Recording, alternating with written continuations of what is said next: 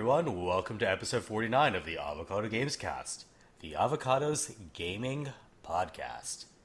E3, the biggest annual trade show in gaming, is right around the corner. So what we'd like to do is give you a preview of that. But there's also been some recent industry news that we'd like to discuss, and we're going to get right down and dirty and talk about it. But before we get to all of that, allow us to introduce ourselves. My name's Merve, and joining me, he actually started playing Suikoden again. It's PT. It's not quite as good as those pachinko games, I have to say. That is true. She's conquering Yarnum, district by district. It's lovely bones. Hello. You remembered, Merve. I did. The one game I've been talking about for the past 2 months. And finally, I think he's breeding dinosaurs in space or something. It's the Kappa. Yeah, sure. Sounds good. Yeah, it's a little bit of everything. If you could merge Elite Dangerous and the Jurassic World game into one game, I think that would be your ideal game. Frontier would love to do it. They're very proud of the coding that they can do on games, so I think they're probably going to be 5-6 years away, but they would love to do that, I'm sure. Yeah, there's not enough space dinos in fiction in general. Absolutely. So yeah, space dinos are what I want to see Frontier tackle next. So what have you guys been playing lately? Well, I'll start out. Go ahead and start. Yeah, go ahead and start. I've been playing Dauntless. I didn't expect to like it as much as I did because I am not a big Monster Hunter fan, and I know a lot of people are definitely big Monster Hunter fans. We talked about it a couple times, but I'm really enjoying it. It's much more accessible, a lot more bite-size, a lot less complicated, and streamlined as far as the actual fights themselves go. It's got a lot of the hallmarks of the series, making the armor from the enemies that you defeat and the weapons kind of being like a paper, rock, scissors type game. Some break parts off of monsters, some stagger them, some wound them. Each type of weapon does different combos and different things like that. So that part is very true to Monster Hunter, but the part that isn't is the fights are not 45-minute slogs. You don't have to keep tracking them over and over again. The fights tend to take place more in I would describe it as an arena-sized area, not like this wide open stage. It's big, but it's not huge. So very pared down Monster Hunter experience, but really enjoying what I'm playing at least so far. It's accessible enough that I can play with my kid as well, which is good news for both of us. It's and very even bright my and colorful pick game. it up. Yeah, it's got a look. I would describe it a Fortnite look, even though that's not truly an aesthetic, I think. But kind of cartoony, not super serious. I didn't expect to like it. Honestly, I picked it up because it was free. But I'm really liking it so far. Oh, that's nice. It's for what I've seen, it didn't do super well at retail, but sometimes these games just don't manage to find a niche and they're still worthwhile. So yeah, I think the retail part of it, I think it being free to play, I think what the real retail part of it is going to be the Fortnite style season pass. Okay. So I don't know if they actually are selling a permanent copy of the game, but I think what they're I didn't know it was free to play. Yeah, it's free to play. As far as I know, I might be wrong. At least I picked it up on free to play, but I had a pass from when I went to PAX a couple years back. So I logged into the beta, and then it went into release or whatever. I think probably about last week. Servers have been having a lot of ups and downs. Weirdly, one thing that as a negative, the community manager on Reddit is kind of, I don't know how to describe it, kind of snippy. With people, which is a kind of weird thing to be, for a game through launch, and so people are complaining about the servers, and there's a lot of well, too bad, we're trying hard here, instead of being a little bit more corporate speaky. I guess, your mileage might vary on whether that annoys you or not, but sometimes I just want to know, hey, are you doing anything for these servers? Because I'd like to play the game this week. But other than that, man, it's been a pretty fun experience. Fighting big monsters, chopping off their tails, stuff like that. So attacking butts. That's what we do. It sounds like a lot of fun. I've been itching to try one of these kind of giant boss fighty type games for a while, and it seems like if it's free to play, not a lot of investment in it, so might try that out. Yeah, if you decide to get the season pass, you're only talking $5, which is pretty reasonable, as far as season passes go. I think Fortnite's is probably double that. I haven't played Fortnite in a while, but I remember their season passes being pretty, chunky as far as cost goes. But this is the same style. There's like 50 levels to each season. Each little thing that you do gets you experience along the season pass, and they have different styles of fight. So there's different classes of monsters. So you've got like the shock and the fire is weak to ice, but you want to have fire armor. So there's a lot of basically gearing yourself kind of cyclically. But the season pass, what they do is instead of having to gear yourself through season pass, it's just cosmetics. Like this season is all kind of ninja themed. Nice. So in other words, if you get a gear of ice armor that you really like, but it looks stupid, you think, you can apply the ninja style transmog, same thing as in Diablo. Apply the ninja style transmog, and it just looks like ninja gear. It doesn't look like big clunky ice gear anymore. So something I like that games have implemented this sort of your appearance is not tied to your armor properties. In gaming, I love the transmog system. It's just a good system all around for games where you're getting lots and lots of armor. And you are one of those slaves to fashion where it's like, well, I like this armor stats, but it looks stupid, so I'm not going to equip it. I've always had that problem.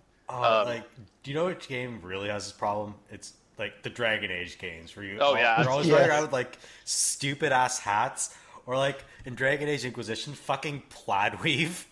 Yeah, and you can't get away from it because for a whole middle part of the game, that's what you have to wear. Yeah. So yeah, I know exactly what you mean, and that's always been something that's frustrated me when it's well, I've got to wear this armor because it's what's up next. But it's annoying to have to sit through an entire middle part of a game looking like a clown because you can't find matching gear or whatever. So the transmog system to me is something I think every game should really consider, where at least the armor is has a look to it as well as stats. Yeah, it sounds like a lot of fun.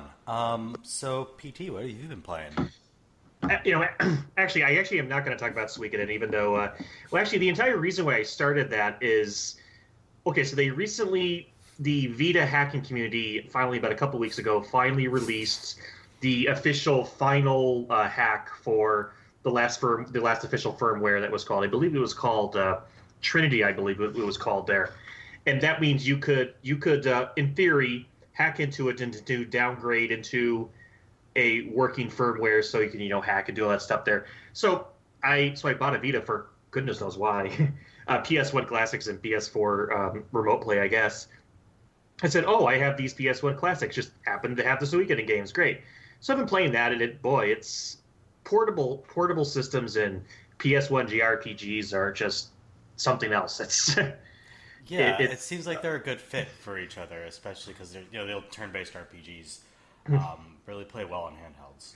I will say up front here, though, that if you ever do play the second game, which I would like you to play, please get an ISO of it, and please get there is a patch out there that fixes some of the more egregious bugs in the localized version.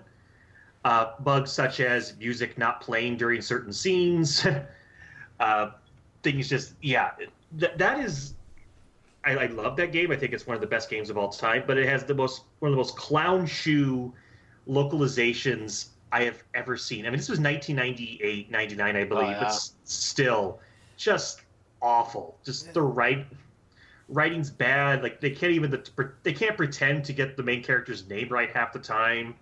It's just, So that's frustrating. Just maybe a step up from All Your Base Are Belong to Us.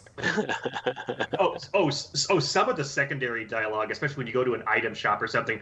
I know that on the forums, on the Avocado, I had been posting a lot of screenshots of that, and just this armor strong, or just really just absurdly terrible stuff. But anyway, no, I was actually going to talk about that. I actually decided to, as a way for me to stop buying games, I decided, okay, I'm going to invest in an MMORPG. I'm going to play for a few months. I'm going to play nothing else. and this actually, and this happened to be in tune with Square. Square Enix announced that for folks who own the original Final Fantasy XIV version of Realm Reborn, that Heaven's Ward, the first expansion, was free. And I believe that's still happening right now, actually. But you have to own the non-Steam version, which I happen to own. I don't know why. But anyway, so I said, sure, why not? And I started the 30 days, and okay, I'm enjoying this here. So I paid for a few months. And so, yeah, I am playing that. I am playing Final Fantasy XIV. It is my only MMO experience before that was like open beta World of Warcraft way back when. So it's kind of interesting there. I will say it is a pretty friendly game. It's not super hardcore. I mean, there's a lot of things that could be definitely hardcore about it there. You can read a lot about it on forums and such there. But the community's been generally friendly. There are times where you do have to interact with the community. I mean, you can solo most of the game, but there are times where you are forced into 4-man parties with each role having roles. And I decided to first play as the gladiator, which becomes a paladin, which is basically the tank character. And I realized pretty quickly that I'm a terrible tank. So you're more of like a wizard type, more of like a healer type? I actually did switch. And thankfully with that game, though, is with one character, you're basically allowed to class change any time. It's like, oh, Yeah. hey, do you want to be a brawler for some reason? Yeah, sure. Okay, you'll be at level 1 for a brawler because it's less you have a character level and more you have a class level. So I'm like a level 31 paladin and like a level 15 grappler or whatever there. And but no, it just got to the point where folks were nice on chat, don't get me wrong. It's not like you're the worst tank ever.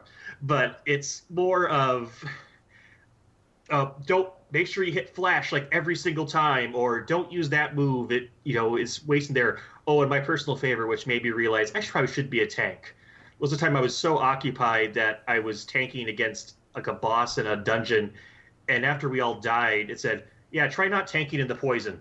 And I'm like, oh, I feel like an idiot. But it's funny that that's the experience you're having with Final Fantasy XIV, because I played it around launch, well, right after relaunch, I should say. And it's interesting because tanks were such a problem to find in that game that people would literally pay people to come tank instances for them. So like you would see like in chat, it'd be like paying 1,000 gold for a tank to come with me and tank some instance. I actually had to pay a guy close to 10,000 gold just to tank. I was a dragoon, and there's certain bosses you have to fight to unlock class things. Mm-hmm. I want to say it was like the golem fight or something. I'd soloed all the rest, but I needed a tank. So yeah, I ended up paying some guy in-game money to come just do the instance with me, which is very frustrating. I didn't last too much longer after that, but it's interesting that your experience as a tank is so positive, because I'm wondering if some of it is people just like needed you so bad that they take the chances, you know? And to clarify, these are pretty much low-level situations. It's like these are just regular duty calls where basically duty roulette they call it, where basically you turn on the game and it says, okay, hey, you can just run these one-time things per day and get some experience and right. And but no, it just after a while I was like, you know what, my fear was, okay, if I get like super high level in this and we're going like more than 4-man dungeons, I don't want to be that person. So, yeah. So I walked it back. It's very stressful. I've played lots and lots of MMOs, and next to healing, tanking is by far the most stressful. Because, I mean, honestly, unless you're paying really big attention to damage meters and stuff, nobody knows what the hell the rogues and the hunters and you know what I mean? Nobody knows what those guys are all doing. But when a tank or a healer screws up, it becomes very obvious to everybody really quickly. So you picked one of probably the 2 higher stress jobs in an MMO, honestly. Yeah, and I know that I was reading a little about Shadowbringers, which is the next release, I believe in July.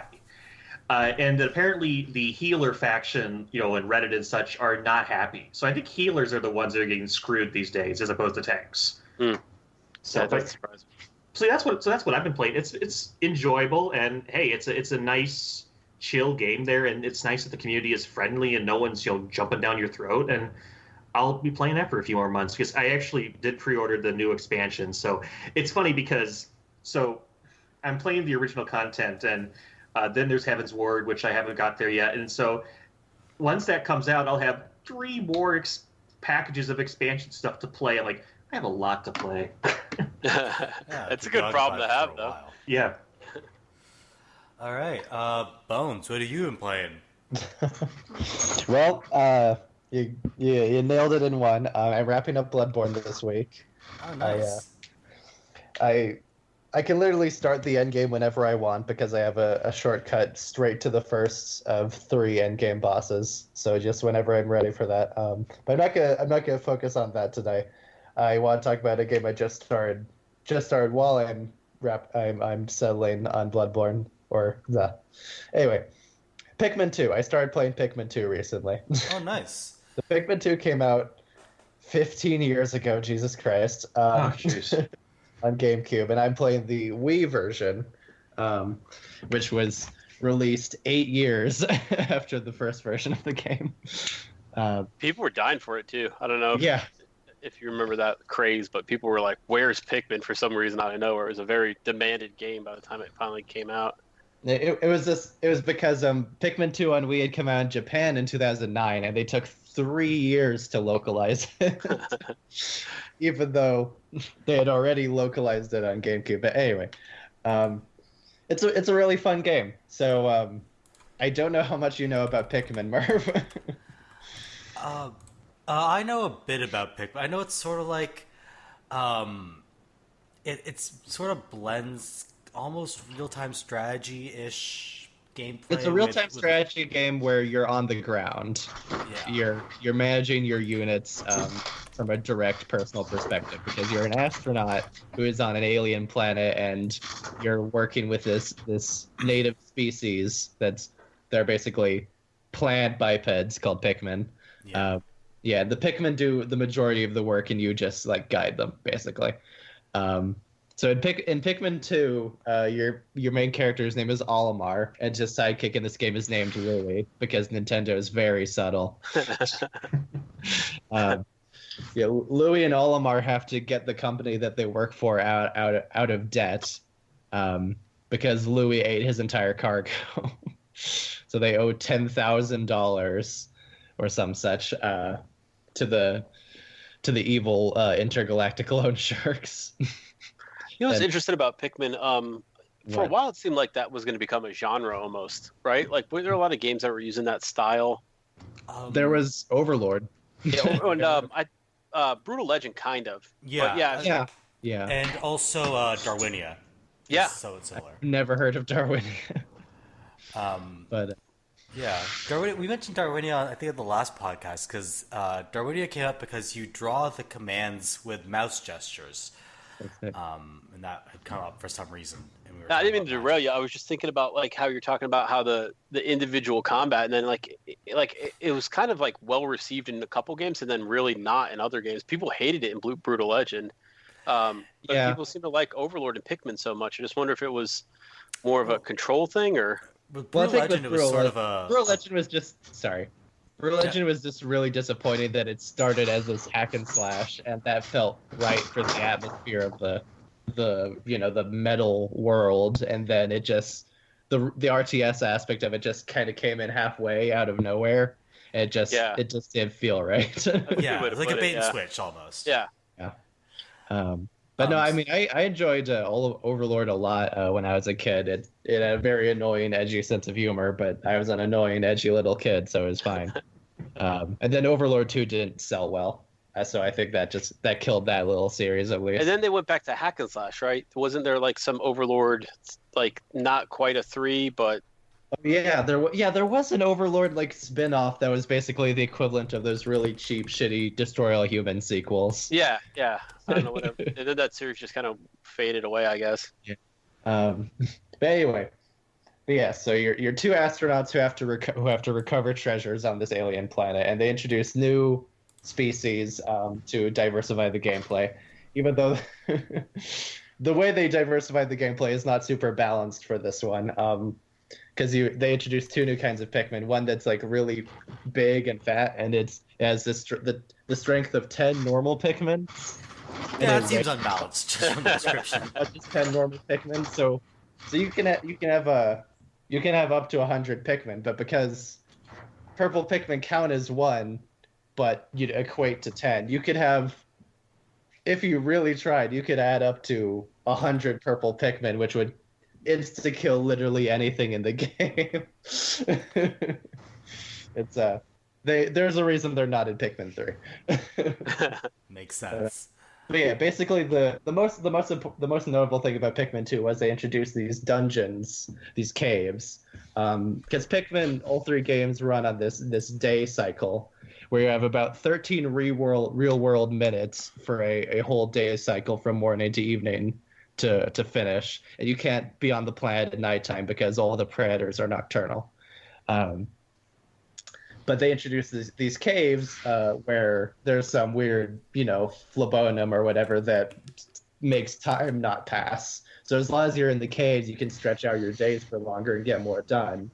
But there are these things where you just have to keep digging and make sure you successfully kill everything and recover all the treasures and, not lose all of your Pikmin, or else, you lose all of your progress. So that's, I don't know, it's just not as satisfying of a gameplay loop for me to be just continually digging further into this dungeon, then finally finding my way out after a boss. Yeah, I only played little bits here and there, but I think that's a good way to describe it. It's not very satisfying. Like, it's not the kind of game you could play for 8 hours, I don't think. I mean, I adore Pikmin. I could easily play it for a long period of time. Specifically, I'm not a big fan of. I think Pikmin 3 improved the gameplay a lot. Anyway, but yeah, it's a very fun, like, C-tier Nintendo game that I'd recommend checking out. But I'd more so recommend checking out the first or third games. Yeah, they're working on. I know they did a 2-dimensional 3DS sequel, which sounds like a weird thing to say. Yeah, they did a 3DS spin-off that's just a side-scrolling, like, really, really simplistic, like, platformer, basically. Yeah, Hey Pikmin or something like that. And that was not super well received. No, They're it was working not. on a full-blown, like, Pikmin 4 right now. Yes. I thought it had already come out, but apparently it hasn't. No, it hasn't even technically been, like, they haven't shown footage of it yet. It was announced 4 years ago, and they have not shown footage of it yet, which, not to be fair, but to just understand patterns of things here. Yeah, like I said, like Pikmin 2 came out 15 years ago. Pikmin 3 came out 9 years after that. I don't have a good idea of, like, how Nintendo develops their games. Are there different studios that do it, or is it kind of like a rotation? They have a massive internal first party development infrastructure where there'll be like there's several. This is not a full, extent of knowledge or anything, but it's what I do know.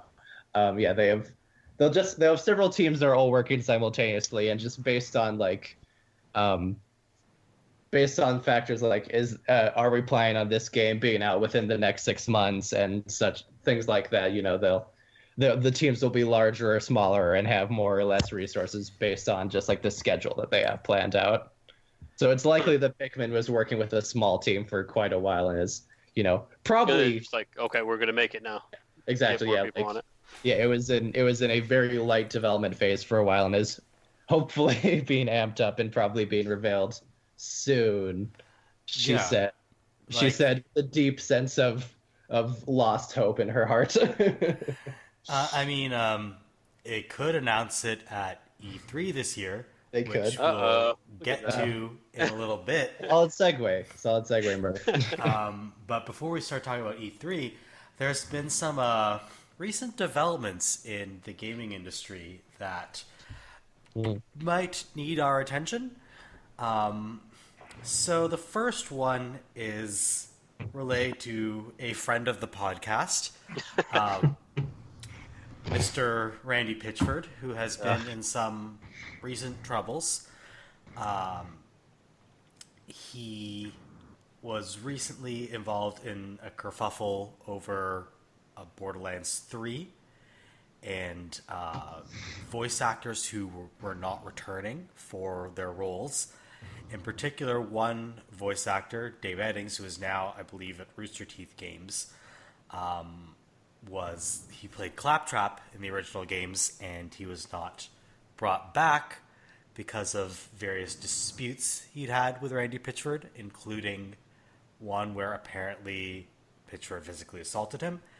Apparently there was also some dispute involving Troy Baker, who was not returning.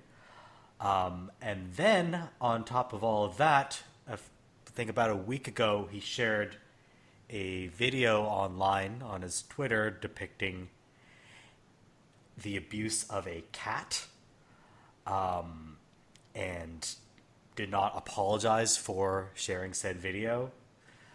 I should remind everyone that this man is a CEO of Gearbox, so he's the CEO it's not like of some a guy. company. It's not just some random dude, who shoved his friend and then shared a dumb video on his Twitter. Yeah. This guy's the CEO of a major development A studio. powerful individual who continues to be supported by his company. I think there's just one part of, there's lots of crap about him lately, but the one part I think was that really kind of, I don't know, crystallizes a lot of it was his rant against both like the media and fans of the game on Twitter over a Game Informer article. Did you guys follow that at all? So what happened was he said that there would be no microtransactions in the game at the game's announcement, by which he claimed to have meant that there's no pay-to-win mechanics. All the microtransactions are cosmetic. Right. But then Game Informer wrote an article saying, he's technically wrong because there are microtransactions. It's true that they're just cosmetic, but, what he said is wrong. And that is true. And we can debate the ethics of those microtransactions, sure. But it is a factually incorrect statement that he made. And then Pitchford went off on a rant that started with, I don't know why you guys would fuck me on this. Yeah. Clearly I meant there would be no pay-to-win bullshit. Cosmetic microtransactions, don't count, which is not... you can change the meaning of words to suit whatever you want, I guess, but Game Informer was not in the wrong to write that article. Mm-hmm. Yeah, what's interesting, I think, about that is I'm not 100% sure what he meant, whether he meant there was no microtransactions as in no loot boxes, which is its own thing, right? To me, a loot box means a gambling, a chance to get something you want, right? Which I think is, even if it's cosmetic, I don't like loot boxes, right? I would rather just, if I see a helmet I like in a game and I got to pay real money for it, okay, but let me just buy the helmet, right? Don't make me buy 50 tickets to get a chance to get the helmet. Does that make sense? Yeah, absolutely. So I think loot boxes to me are worse than microtransactions. So maybe he meant there was no loot boxes or there was no pay to win. I'm not sure what he meant, but we can only see that, you're wrong. There are these in this game. Game Informer was totally right. And it's more, I think for me, it's more the way he talks to people and about people. It just feels so slimy. It's like the kind of person who just wants to it's a me versus them type of world, and you're either with me or against me. And even fans who were like, yeah, we kind of were trusting you that there was nothing in it. Now there are microtransactions. What the hell? And he would turn that around and be like, see, Game Informer, this is what I'm talking about. You guys really fucked me on this one. Are you going to apologize or not? And he's not addressing the issue. He's just addressing his emotions, which is like a style of shittiness that I really like. I always kind of go back to that kind of bully in school, or the person who knows just enough to talk shit but not really fix any problems. Bullying is the best way I can describe that entire thing. And it was fans, it was Game Informer, it was everybody involved. And the cynic in me is thinking, what if this is a marketing ploy, right? Look how badass our CEO is. He's taken down, the evil gaming media, and, he's not afraid to post what he thinks, no matter what those SJWs think. The cynic in me thinks this is intentional. Yeah, that's him being him, but maybe, someone just said, yeah, go out there, man, piss some people off. Maybe this is what it takes to get people interested in your game these days. A CEO who doesn't seem like he gives a shit, But I could partially. I wouldn't say that that's completely out the realm of possibility. I know the kind of scuttlebutt that there is about Gearbox internally is that Randy Pitchford is a loose cannon and is not well liked within the company, but he's the owner and CEO, so he can do whatever, and it's a private company, so he can do whatever the hell he wants. So if that's what's truly going on, it's not with the approval of the people lower in the hierarchy. It's something that's being decided at kind of the marketing and executive level. But I think typically you would find somebody in a company that'd be like, "Hey, we got a game about to come out. Shut the fuck up," you know. Like I think that's typically what you would get. But like, if anything, he's doubled and tripled down on some of this stuff. You know, he's the head honcho, right? So he can afford to do it. Well, I mean, they got a board or something, I'm sure. And I mean, when you've got a $1 million game that Take-Two's publishing, is it Take-Two? Yeah. So Take-Two might get angry, but the worst that they can do is just cancel future contracts. Yeah. Like I said, Gearbox is a private company, and Randy owns it. He can do whatever the hell he wants. Yeah, Which, I mean, kind of sucks for the employees who are going to get screwed down the line when nobody wants to work with Gearbox anymore. And I think that's been that way for a while. Wasn't there a company that had an agreement that no matter what, Gearbox couldn't work on their I remember it was like it might have been Bungie even. I think famously there was a company that said, how like sometimes they'll outsource parts of game development to other developers? Hold on. Yeah, when Bungie was still working with Activision on Destiny, they had it in their contracts that Gearbox could not be allowed to be involved in the development of Destiny whatsoever. Isn't that hilarious? That was only like just revealed in the last month or so. Yeah, I was going to say, I think it's probably Bungie, but like that tells you that at least even within that world, right? Game development is not a huge world. If somebody's out there saying, no, straight up, we don't even let you work on our product, I mean, that's some acrimony. That's a lot more than just, you're a jerk and people think you're a jerk. We don't even want to be associated with you. So, I mean, yeah, I think you're right, Merve. I think if that continues down that path, there will be consequences. But as of right now, people are still excited about Borderlands. So what can you say, I was going to say, actually, that this Pitchford stuff reminds me a lot of Dennis Dyack, the old Silicon Knights stuff. Yeah. Where he waged war against NeoGAF of all places over Too Human, and just straight up insulting them and saying, no, this is going to be great, this is going to be that, and it turns out it wasn't very good. And then also its development was illegal. Yeah. Yeah. It was made with stolen code. And then he tried. Oh no! I was actually going to bring that up.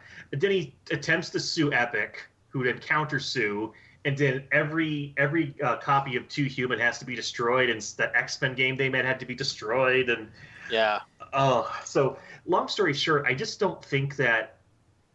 I don't think the industry needs or wants, quite honestly, that loudmouth creator that thinks he's better than, because it's not like Borderlands 3 is the only game in town, because it's not.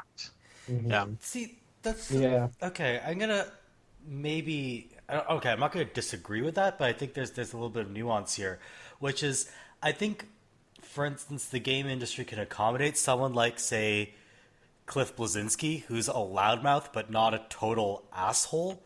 Yeah. But when you've got somebody like the games industry is going to reject people like Randy Pitchford and Dennis Dyack, who are loudmouthed assholes. These and are it's guys fine who for are people to be self-destructive enough. They're self-destructive enough that it's just not going to be affordable, and that's capitalism. There you go. They could be assholes, but once they're assholes, they're just costly enough that it's not worth it anymore. Then there will be consequences. Absolutely, yeah.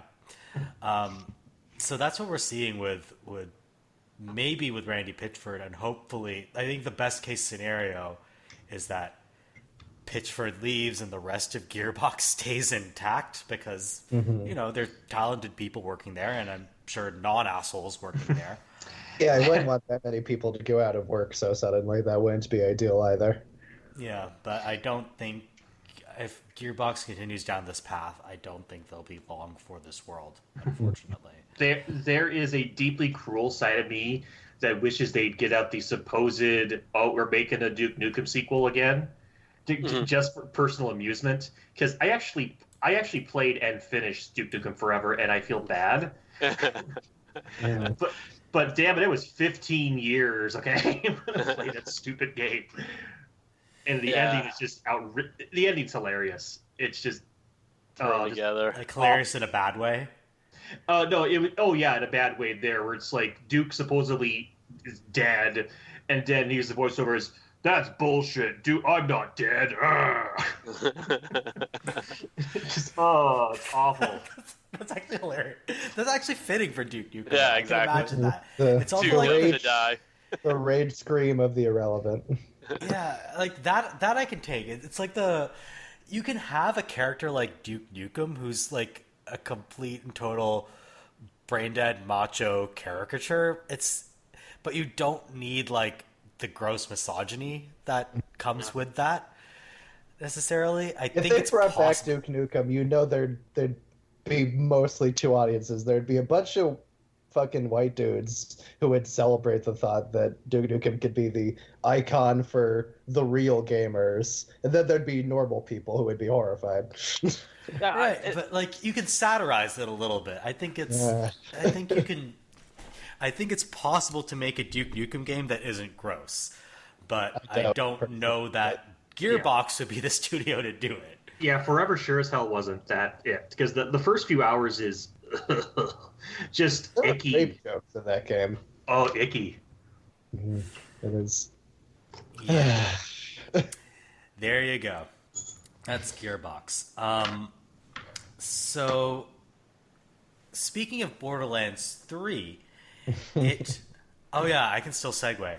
I still got it. This guy got it. I'm so proud of you, Merve. You've learned something from me, the real Segway master. I'm sorry. So speaking of Borderlands 3, it was also at the center of another controversy when it announced that it would be an Epic Game Store exclusive on PC. And as you folks know, Epic Game Store has been nabbing a lot of PC exclusives, including, much more controversially, Metro Exodus, much less controversially, Control, and a number of indie titles, I believe, including The Outer Wilds. So a lot of games are going to the Epic Game Store. We can argue about whether or not that's a good thing, but the big controversy that happened around them recently was they had a sale where they were offering large discounts on games that cost more than $15, and they did this without consulting developers and publishers first. So in response, during the sale, a bunch of developers either pulled their games from the store or raised the base price on their games because they didn't want their recently released games or pre-ordered games to be devalued. Mm-hmm. And this caused much consternation from fans and consumers who were like, hey, why is the price going up on this game? Which caused them to get mad at the developers and the publishers. Then it caused some anger at Epic Game Store for not including devs in the sales process or allowing them to opt out like Valve does with their Steam sales. It was a whole production. I'm probably going to go with the hot take outsider thought, but I think it's kind of silly that the devs got mad, just to be honest with you. I mean, this process exists in lots and lots of forms of retail. You know, a rebate is basically what this was, right? This was Epic eating the loss of the sales, the developers still getting the same amount of money, and them just basically trying to get people into their products. Rebates have existed forever. I can sympathize with developers who felt so strongly that they pulled their products. That makes sense to me, but I don't know if I can do the same with the people who raise their prices. That seems a little bit less like I'm concerned about the artistic, integrity of my product, and a little bit more like, well, I'm supposed to be making X amount of dollars per game sale. That's just my own opinion on it. I mean, I don't make games for a living, obviously, but it's hard for me to say that, this kind of process would be so offensive that someone would raise the price of their game, and that's a good thing, So what I think their reasoning is here is that they're worried about what the money they're going to be making on the tail of this. Mm-hmm. So if they're worried that if the price gets lowered too quickly, then nobody's going to want to buy it at the higher price, at a higher price down the line. So what it's doing is it's pushing the price curve, faster, maybe. Price curve down too fast for what they want in terms of their projected sales. And again, I don't do business analysis, so I don't know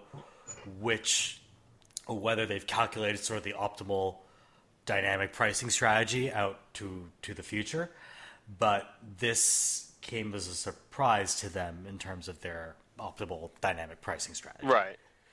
So I get why they're mad, but raising the price and not kind of announcing why they're raising the price is a little bit, at the very least, I'd say that's underhanded and not, you need to be communicative with the fans about it. I think some were. Those who pulled from the store and then announced why they're mad, I think, I get that. I'm not mad at that's those pretty people. much where I'm at too. But I think if you're going to be raising prices just quietly, that's not really fair to consumers.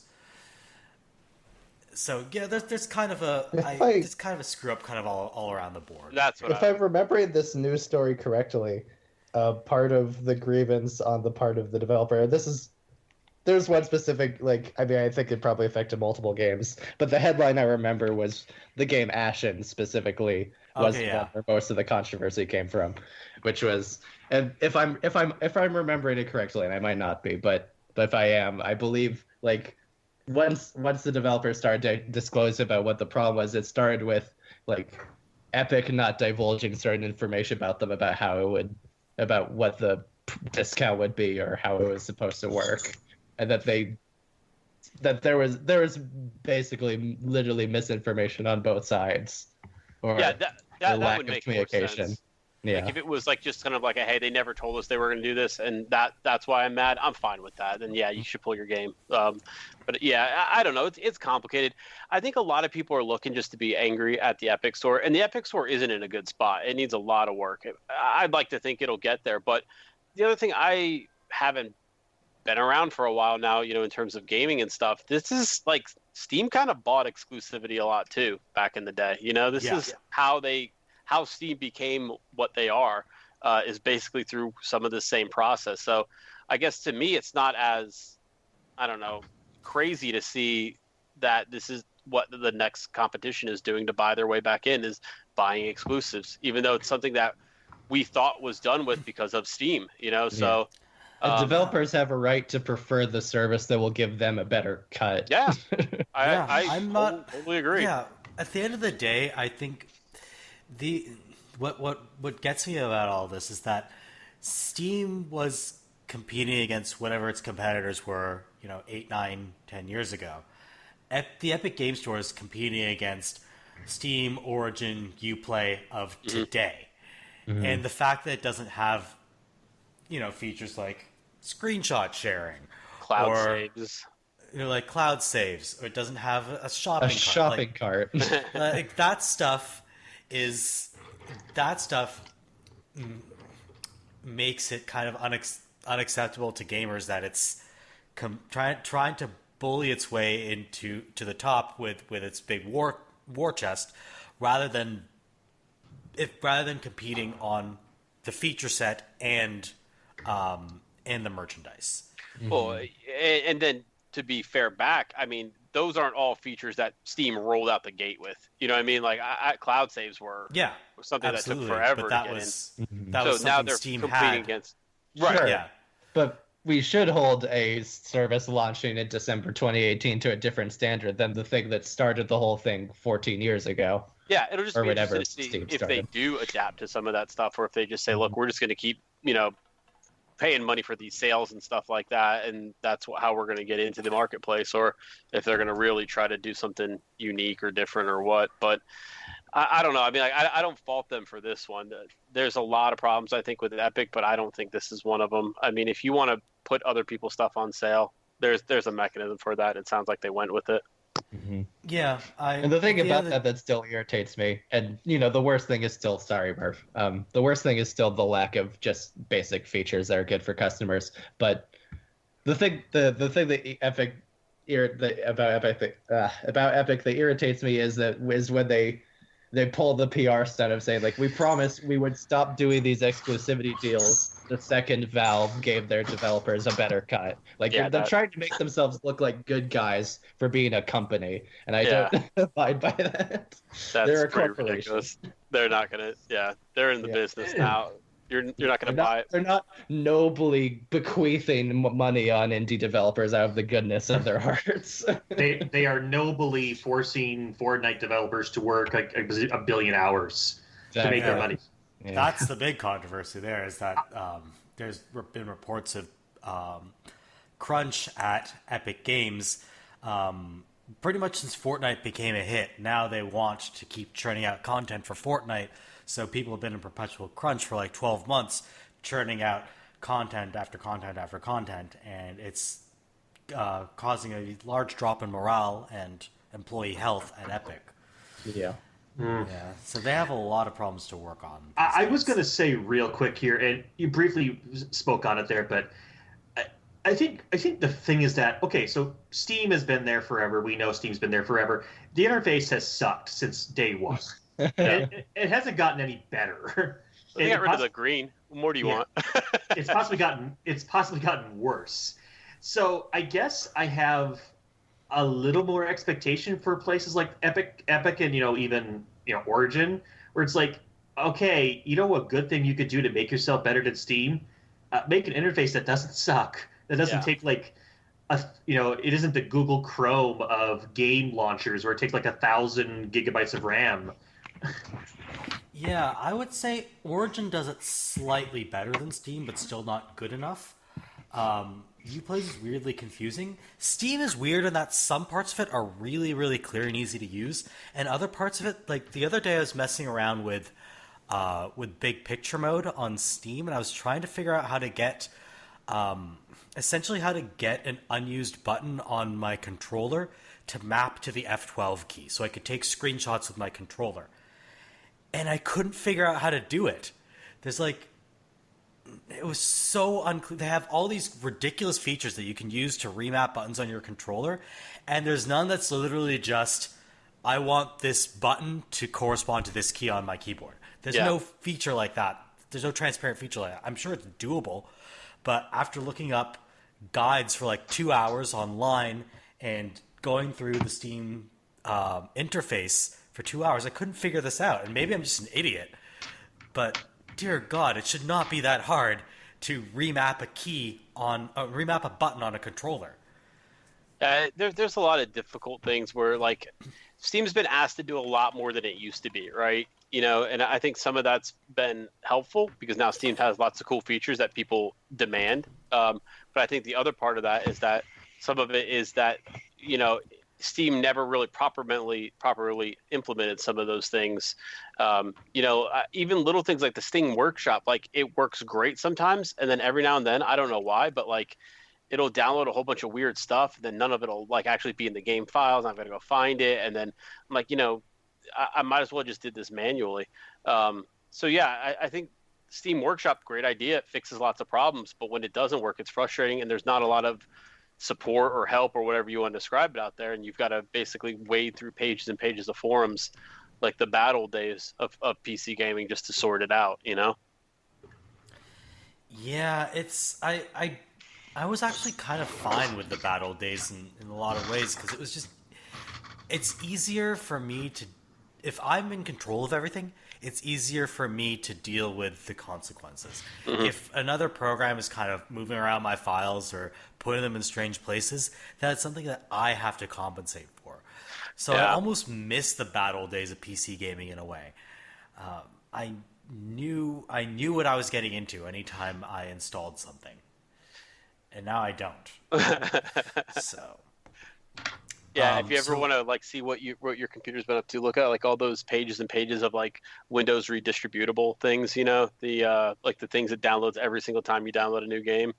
Yeah, that's always, those dependencies are sometimes kind of like mind-numbing with how many your computers download over time.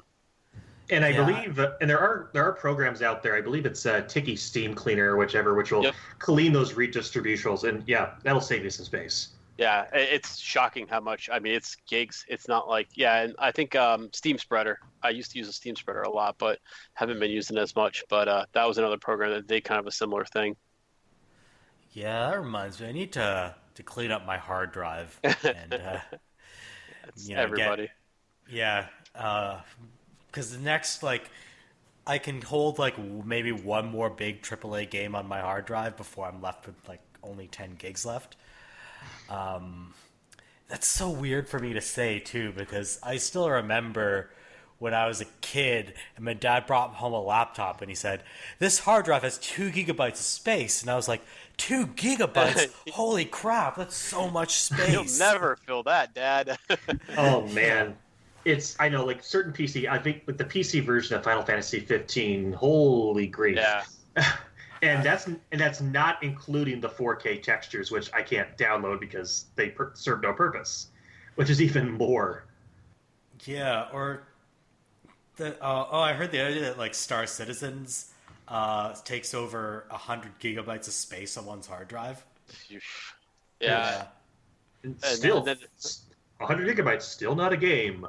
I actually saw, I want to say, I don't know if it was serious or not, but someone was like, well, you paid $250 to play this game. You might as well buy an SSD to put it on as well. You know, like basically like, oh, it's not that big a deal. You've already paid so much. You might as well buy something else to it. And like, people are like, yeah, but that's not, normal to tell people, hey, when you buy this game, buy its own drive for it, So, but Star Citizen fans are a different breed. I'll tell you that. It'll come out in some form one day, and then who knows what it will be. So we mentioned earlier that Epic Game Store had some recent labor issues, and another developer that has had labor issues of late is Riot Games, the makers of League of Legends. In fact, some employees recently staged a walkout over Riot Games' refusal to revoke forced arbitration for employees, for existing employees of the company. So this was in response to, so what happened was I believe was it last year or earlier this year, an article, Kotaku conducted an investigation into allegations of sexist behavior, including harassment at Riot Games, and following from this article, there was a shitstorm of controversy, including lawsuits from victims at Riot Games who sued the company, and because their employment contracts allowed the company to dismiss lawsuits and put people in forced arbitration, which tends to favor the defendants being sued, in this case the companies,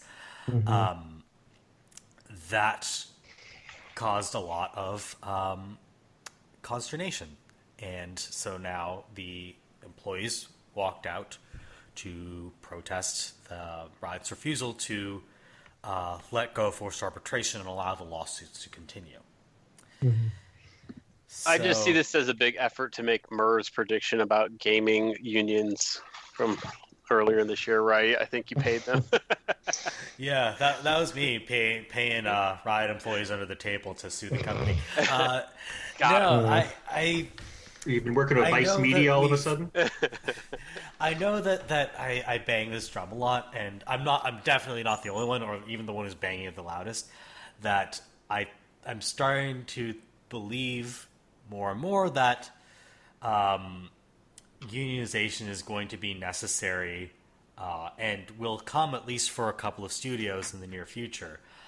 And especially in this case, given the PR debacle that has resulted for Riot Games, it's not looking good for them when employees are walking out in protest of, not even necessarily like, oh, we're walking out in protest of crunch, or we're walking out in protest of low wages. They're walking out in protest of like sexual misconduct, which is, and the fact they're not willing to address that is kind of a PR debacle. It's not like it's not necessarily the classic labor versus employer kind of thing you see. Right. It's about something very specific that Riot could address, but is probably choosing not to because their lawyers have told them not to. So. Yeah, I don't know. I mean, I've never really gotten a good idea of Riot as a culture. To me, it was like they're almost like an indie dev that just blew up a trillion times bigger than they ever intended to be. Yeah. Because I've noticed, like, in a lot of the other scandals or news about their studios or stuff like that, like there's a lot of, well, this was a family culture type place, and who knows how true that was, but that, the demands of making this huge behemoth has kind of, necessitated that we hire lots and lots and lots of other people who maybe didn't share that culture and this and that. But I can tell you the women at Riot certainly aren't being made to feel like they're part of a family. Yeah, I think that's very clear about that now. But yeah, I think that what's going on, though, is that when a company gets this big and loses a lot of its culture and a lot of the people start to walk out the door, I don't think that there's going to be, like, there's always an option for these types of folks, that are out there that can, if you can program and you can do this and you've got League of Legends on your profile, there's going to be opportunities for you. So I don't know if Riot's kind of burned so many bridges now that people are just going to walk out, or if they're going to try to fix what they have. Do you know what I mean? I mean, okay, so there's a couple of things I would say in response to that, and the first is that, even if people don't fit within the culture, that doesn't excuse mistreatment, especially sexual harassment. But I mean, I know that's not the point you're trying to make. As far as the point of like being able to walk out, I mean, that's true. There are a lot of people there that have a lot of talent that I think other companies would be happy to have, but at the same time, there's a lot of kind of company-specific capital, human capital that people build up when they work for a company. You get trained in the tools that particular company uses, and some skills are transferable and some skills are not. And I don't know what the transferability of these people's skills are. And you're also kind of asking people to uproot their lives if you're saying, well, you have other opportunities. Sure, maybe they do. Riot Games, I believe, is LA based, and there is sort of it's pretty significant development scene in LA, in kind of Santa Monica area. So, I mean, there are other opportunities for these people, but you're also kind of asking them to make significant changes to their lives.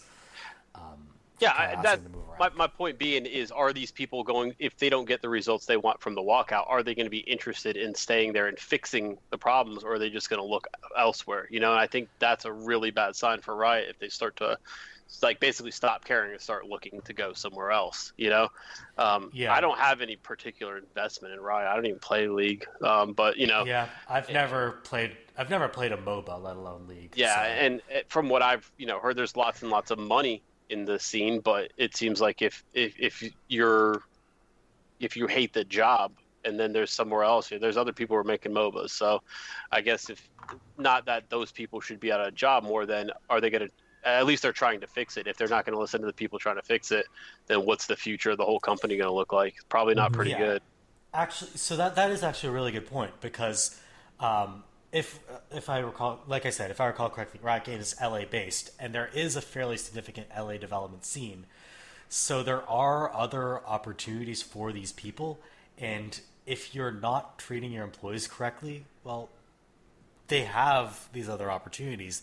They can leave, and you could be losing some really good talent to other companies if you're not going to treat them properly. It's not like they're geographically isolated. Right. It could be only development studio in Des Moines, Iowa or something, right? And it's going to be really, really hard to portray these people as, oh, well, these are just rabble-rousers looking to, unionize or whatever, when they've got actual grievances that the company just refuses to address, Mm-hmm. So they can point to the fact that the company's chief operating officer is just still there and has had no consequences whatsoever for the fact that he's probably molested several employees. The allegation towards him specifically. I think that's always been the fallback for a lot of these companies when they haven't unionized. They're just, oh, well, these guys are just complaining, or their work is done on this job, so we're just moving up to something else. And crunch time is something, but that the whole industry does, so they have no right to complain. But it seems like in this case, it's a very specific complaint that I think no one's going to disagree with them on. And ideally, it would be very difficult for them to demonize their employees the same way that the other companies have tried to.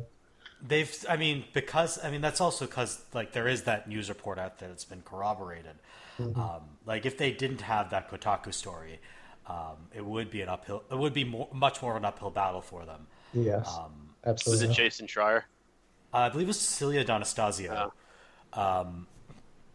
So Kotaku, as much as I I'm not saying that Jason Schreier or Cecilia D'Anastasio are perfect people, and I've definitely criticized Schreier before for certain things. But those two people are doing like incredible work in games journalism that is very, very necessary, and I hope that whatever other garbage Kotaku posts, I hope the ad revenue is funding these two people. It's a very BuzzFeed thing, right? Really like, you've got the BuzzFeed quizzes, and then you've got like their investigative journalism. That's like almost, like one of the best on the internet, which is really weird because then the rest is, which Sex in the City cat are you or whatever. Oh yeah, and then there's the part where the people making the quizzes aren't being paid for it anymore. Yeah. Oh yeah. Yeah. So that's always that new media is in such a bizarre position, and I don't know how. I mean, this is also another rather recent thing that's come up. I know this isn't on the agenda, but let's just talk about it for a couple of minutes. Sure. Which is that games sites have to post a lot of content, some of it only tangentially related to games. And if we're talking about tangentially, I mean really tangentially, like say Game of Thrones, whose only relationship to games is having the word game in it. Yeah, but I mean, also there are two Game of Thrones video games. There's an action RPG and a Telltale game, but do not ever mention that. Okay, there was an RTS. Google it. there was a Game of Thrones RTS as well. Oh my god, what a pile! I was gonna say you better not bring that one up because I'm gonna rage for 20 minutes. Don't think we have time for that. So we game sites are like covering Game of Thrones because they need to pay the bills somehow. Right. Even though there's all this content is only tangentially related to games. Like say, Polygon writes a lot of articles about the MCU because they need to keep the lights on. Mm-hmm. And right now they're doing a lot of stuff on Star Wars Land. Yeah, Galaxy's which is Edge. only, again, tangentially related to games. And, like, on some level, this is really tacky, but on another level, how else are they going to pay the bills in an environment where ad revenue is declining? It personally doesn't bother me for whether they started as one or not, that they can at least somewhat rebrand as a broad geek entertainment site and just cover things that they know will get attention because they really need the money. Like, I don't personally hold that against them at all.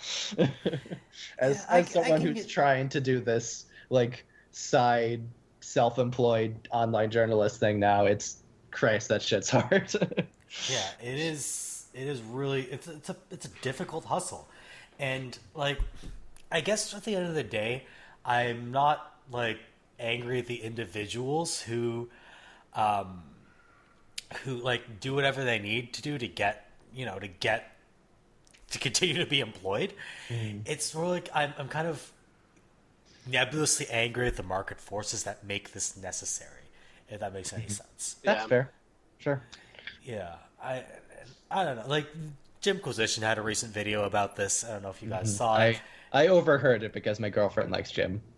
Yeah, and it was it was actually fairly thoughtful, and I'd say I don't want to say unbiased, but fairly sympathetic for a Jimquisition video about the pressures of games journalism and how it is tacky, but it is necessary to be covering this stuff.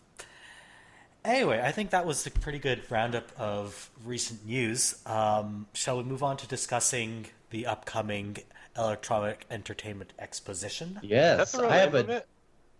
Sorry? Yes. I had no idea. Yeah, that's why it's because it's 3 E's.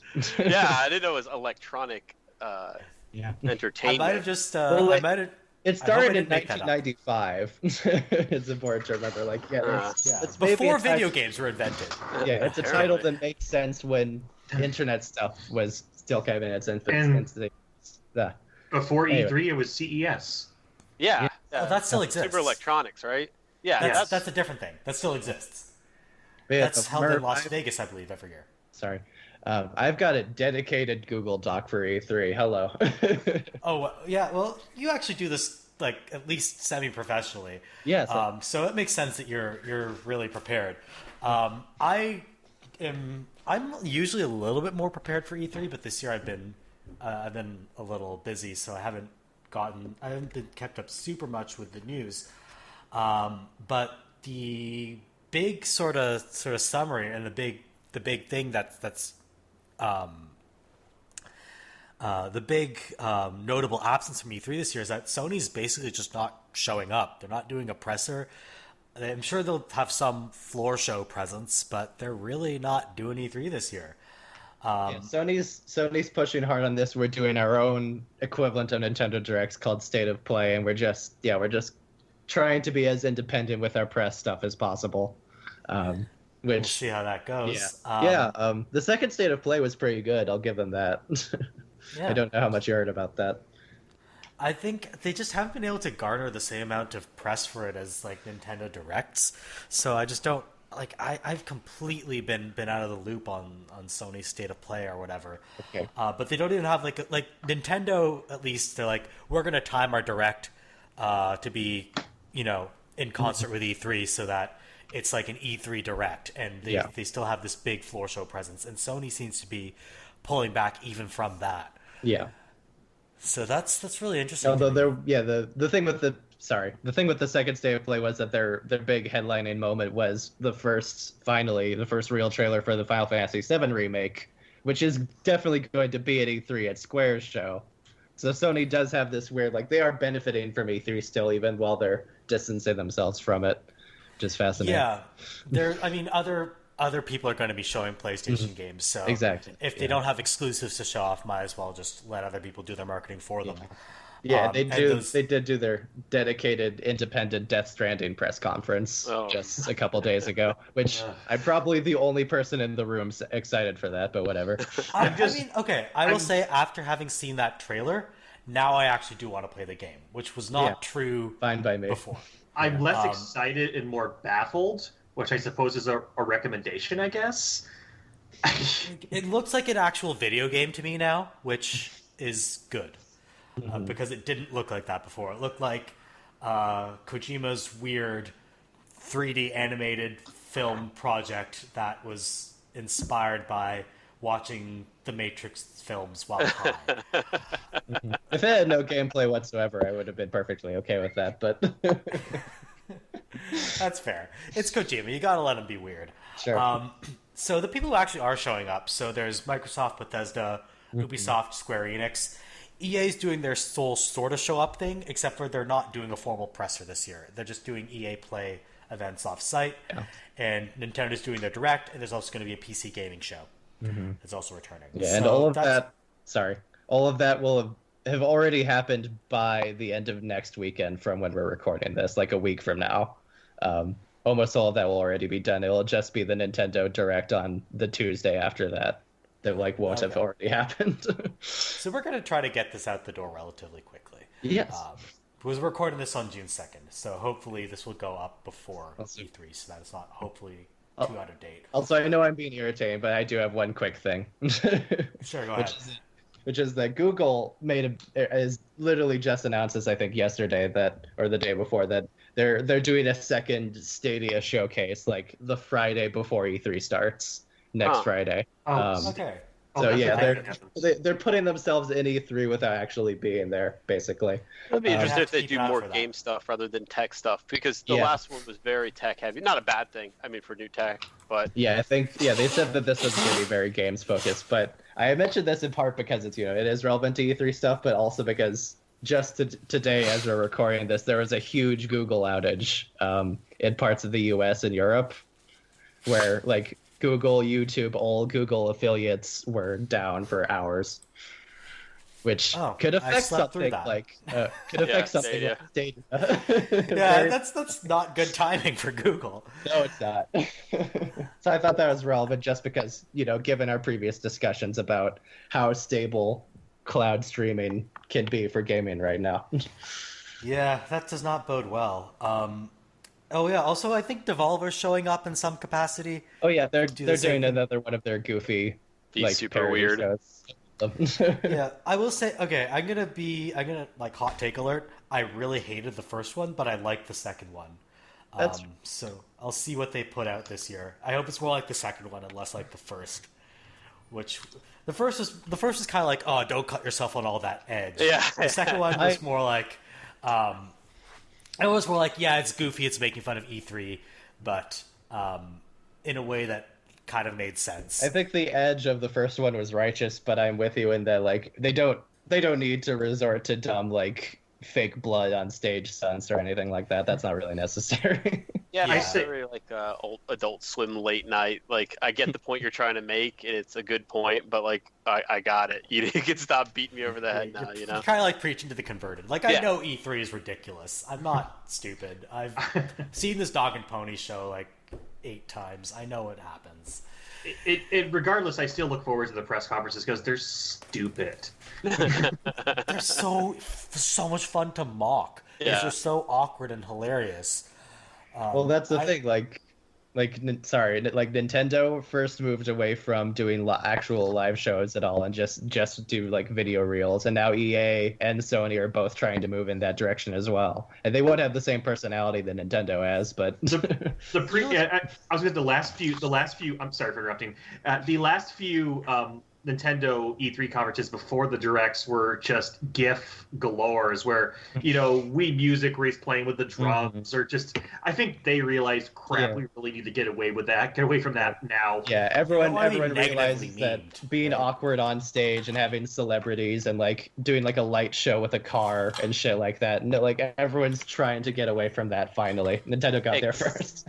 except for Ubisoft. That's what I was gonna say. Except They for did. Ubisoft. They did a really. I like their E3. It was just, look, we're weird. We're very European, and you're gonna like all the dancing cats and whatever else we're gonna stick on stage because they leaned into it. They're tripling that's and true. quadrupling down, which Yes. I appreciate. Yeah. And here's Miyamoto with a toy gun coming into the crowd.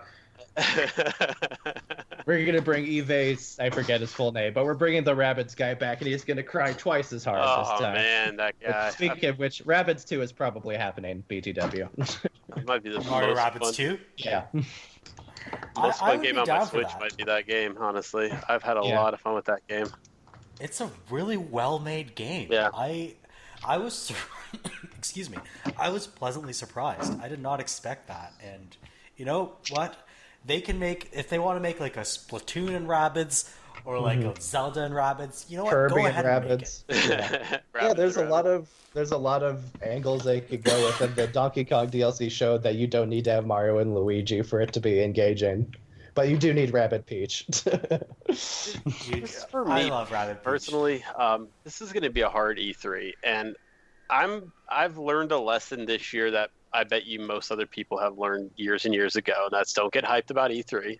I still let myself get hyped, but it was usually to get hyped over games from certain developers, right? Like, so I would allow myself to get hyped for a Bethesda game or a, or a Blizzard game or a BioWare game, and like just the way this couple of years have been going, this last year and a half, I feel like I can't trust anyone. Like I feel like I've been through a bad breakup almost, and I just don't trust anything anybody's saying after Anthem, after all these other games have just come out and just been absolute train wrecks. And like even stuff that like Blizzard's done, and the fact that like they look like they're cratering their whole esports division in favor of something else. That they don't even feel like they're on the right path anymore. So I just don't have the faith in the developers right now that used to get me through E3's past, where it would be like, okay, well, even if I don't trust that this game's going to look like this, it's still BioWare. It's still going to be good because it's BioWare, I don't even have that to like hang my hat on anymore. So I feel like this is going to be the first E3 where I'm really coming at it really, really skeptical. And I'm whereas sorry previously about that. it used to just be, let's get hyped. This is going to be the one. This is, the game I'm going to play for decades. Here we go. But yeah, I feel very jilted right now. So. I've kind of gotten that feeling too, and I wonder how much of it is sort of context dependent. Like 2017 happened, and that was an incredible year for gaming. And obviously the next couple of years were going to be a relative letdown, but I was not prepared for how much of a relative letdown they were going to be. And now I'm a little bit less excited for kind of the medium as a whole, and then as a result, E3. And, if 2017 hadn't been the banner year it was, maybe I'd be relatively more excited. But I don't know. We'll see going forward, what they present at the press conferences this year. I'm actually curious about what Microsoft's going to do, because they're kind of the biggest question mark here. Well, we know they have Halo Infinite in the pipeline, and I think they're definitely going to show that off. Then they just bought up last year 6 studios: Compulsion, Ninja Theory, Obsidian, In Exile, Undead Labs, and Playground. And we know Obsidian has what's it called? The Outer Worlds. Or Worlds. Yeah. Outer Worlds. We have games called Outer Wilds and Outer Worlds coming out the same year. That was a bad choice. Yeah. Whoever's idea So that Outer was. Worlds is and that's cross-platform, right? Yeah. So Yes. that's going to be interesting for them. And Compulsion probably doesn't have anything in the pipeline for a while, but I'm interested to see what Ninja Theory and In Exile are going to dig up. And I think Microsoft is probably going to show off a new game from one of the studios they acquired at their press conference. I would hope so. And then Go ahead.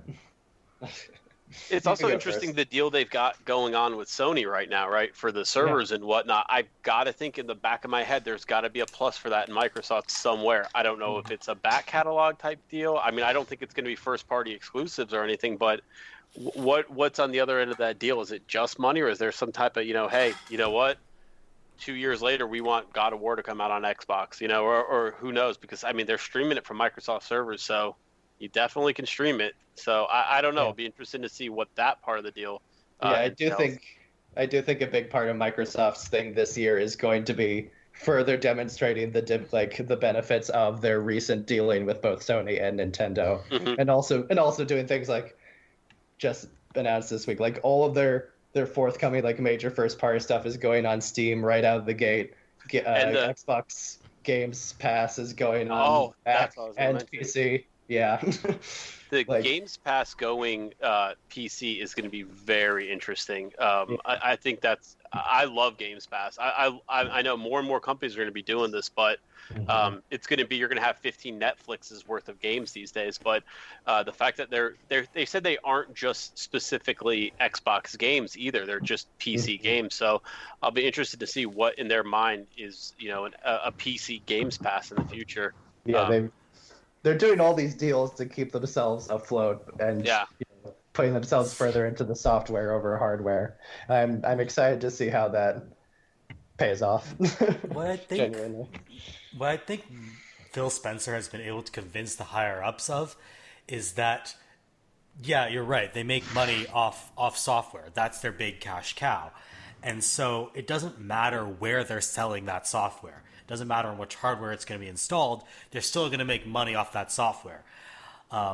So whatever, I think this is probably mostly Phil Spencer's doing. Whatever he's done for Xbox and Microsoft gaming has been a boon both for Microsoft in terms of their revenue from gaming and for consumers.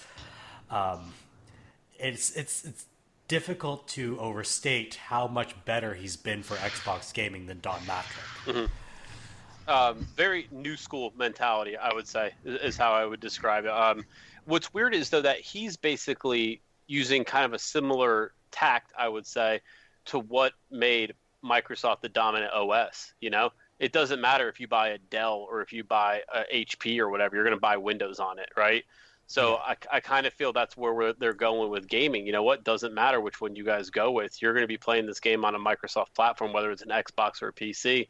So it's time to start supporting it. And then if Sony doesn't want to play ball, well, we're just going to point out, hey, they're the only ones not playing crossplay because Nintendo is, And Nintendo will keep doing their own little weird thing, and they have this huge war chest. They'll keep making revenue.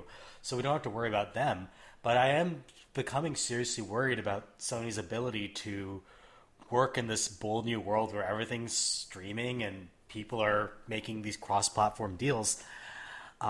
Which is crazy because they were so dominant this generation. You know what I mean? To see somebody who just didn't, it kind of feels like a Blockbuster Netflix thing, right? Like you just misread where the future was going, and Microsoft might have been too early to the streaming plate, but you'd probably want to rather have that than be too late. When you don't have the servers and the infrastructure, and you've got to pay your biggest competitor for that now. That's a weird position to be in, In any case, I'm excited actually to see what Microsoft digs up because they took a really weird tack last year where they basically went full weeaboo. It was really funny to see like a third of their press conference last year was just like Japanese games, which is so off brand for Microsoft. But it had Jump Force at their fucking press conference. Jump Force. Fucking Jump Force. That's not even out yet. Yeah, it's No, been out. it came out in February. Oh, really? It's broken as shit. It's bad. It's a real bad game. Oh god.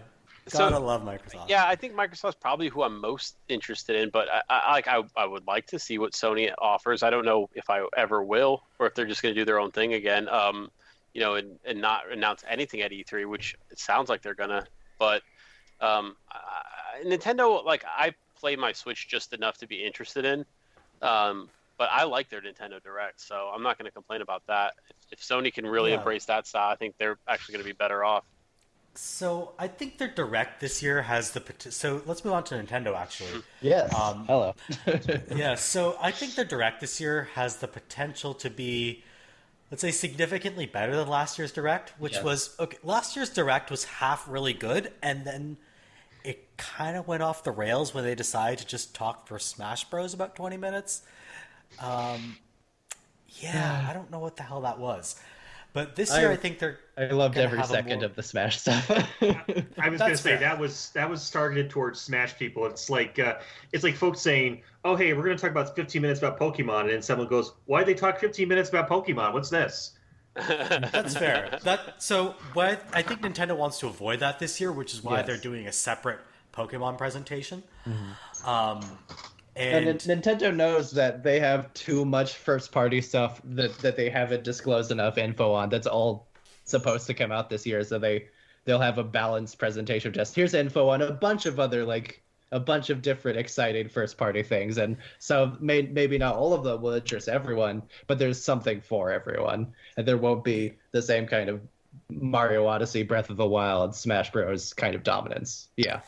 Yeah, so let's see what they have in the pipeline. They have Astral Chain, Super Mario Maker 2, Fire Emblem Three Houses, Animal Crossing, The Link's Awakening remake, Luigi's Mansion 3, Bayonetta 3. They also have Metroid Prime 4. Sorry, what's Town? Oh, yeah, it's that indie game thing. Town is a Game Freak eShop exclusive RPG. Yeah. Okay, That one literally only got like a 30-second trailer last year, so. So they have other stuff. I'm sure they haven't listed. As well. They'll probably announce at least a port or two.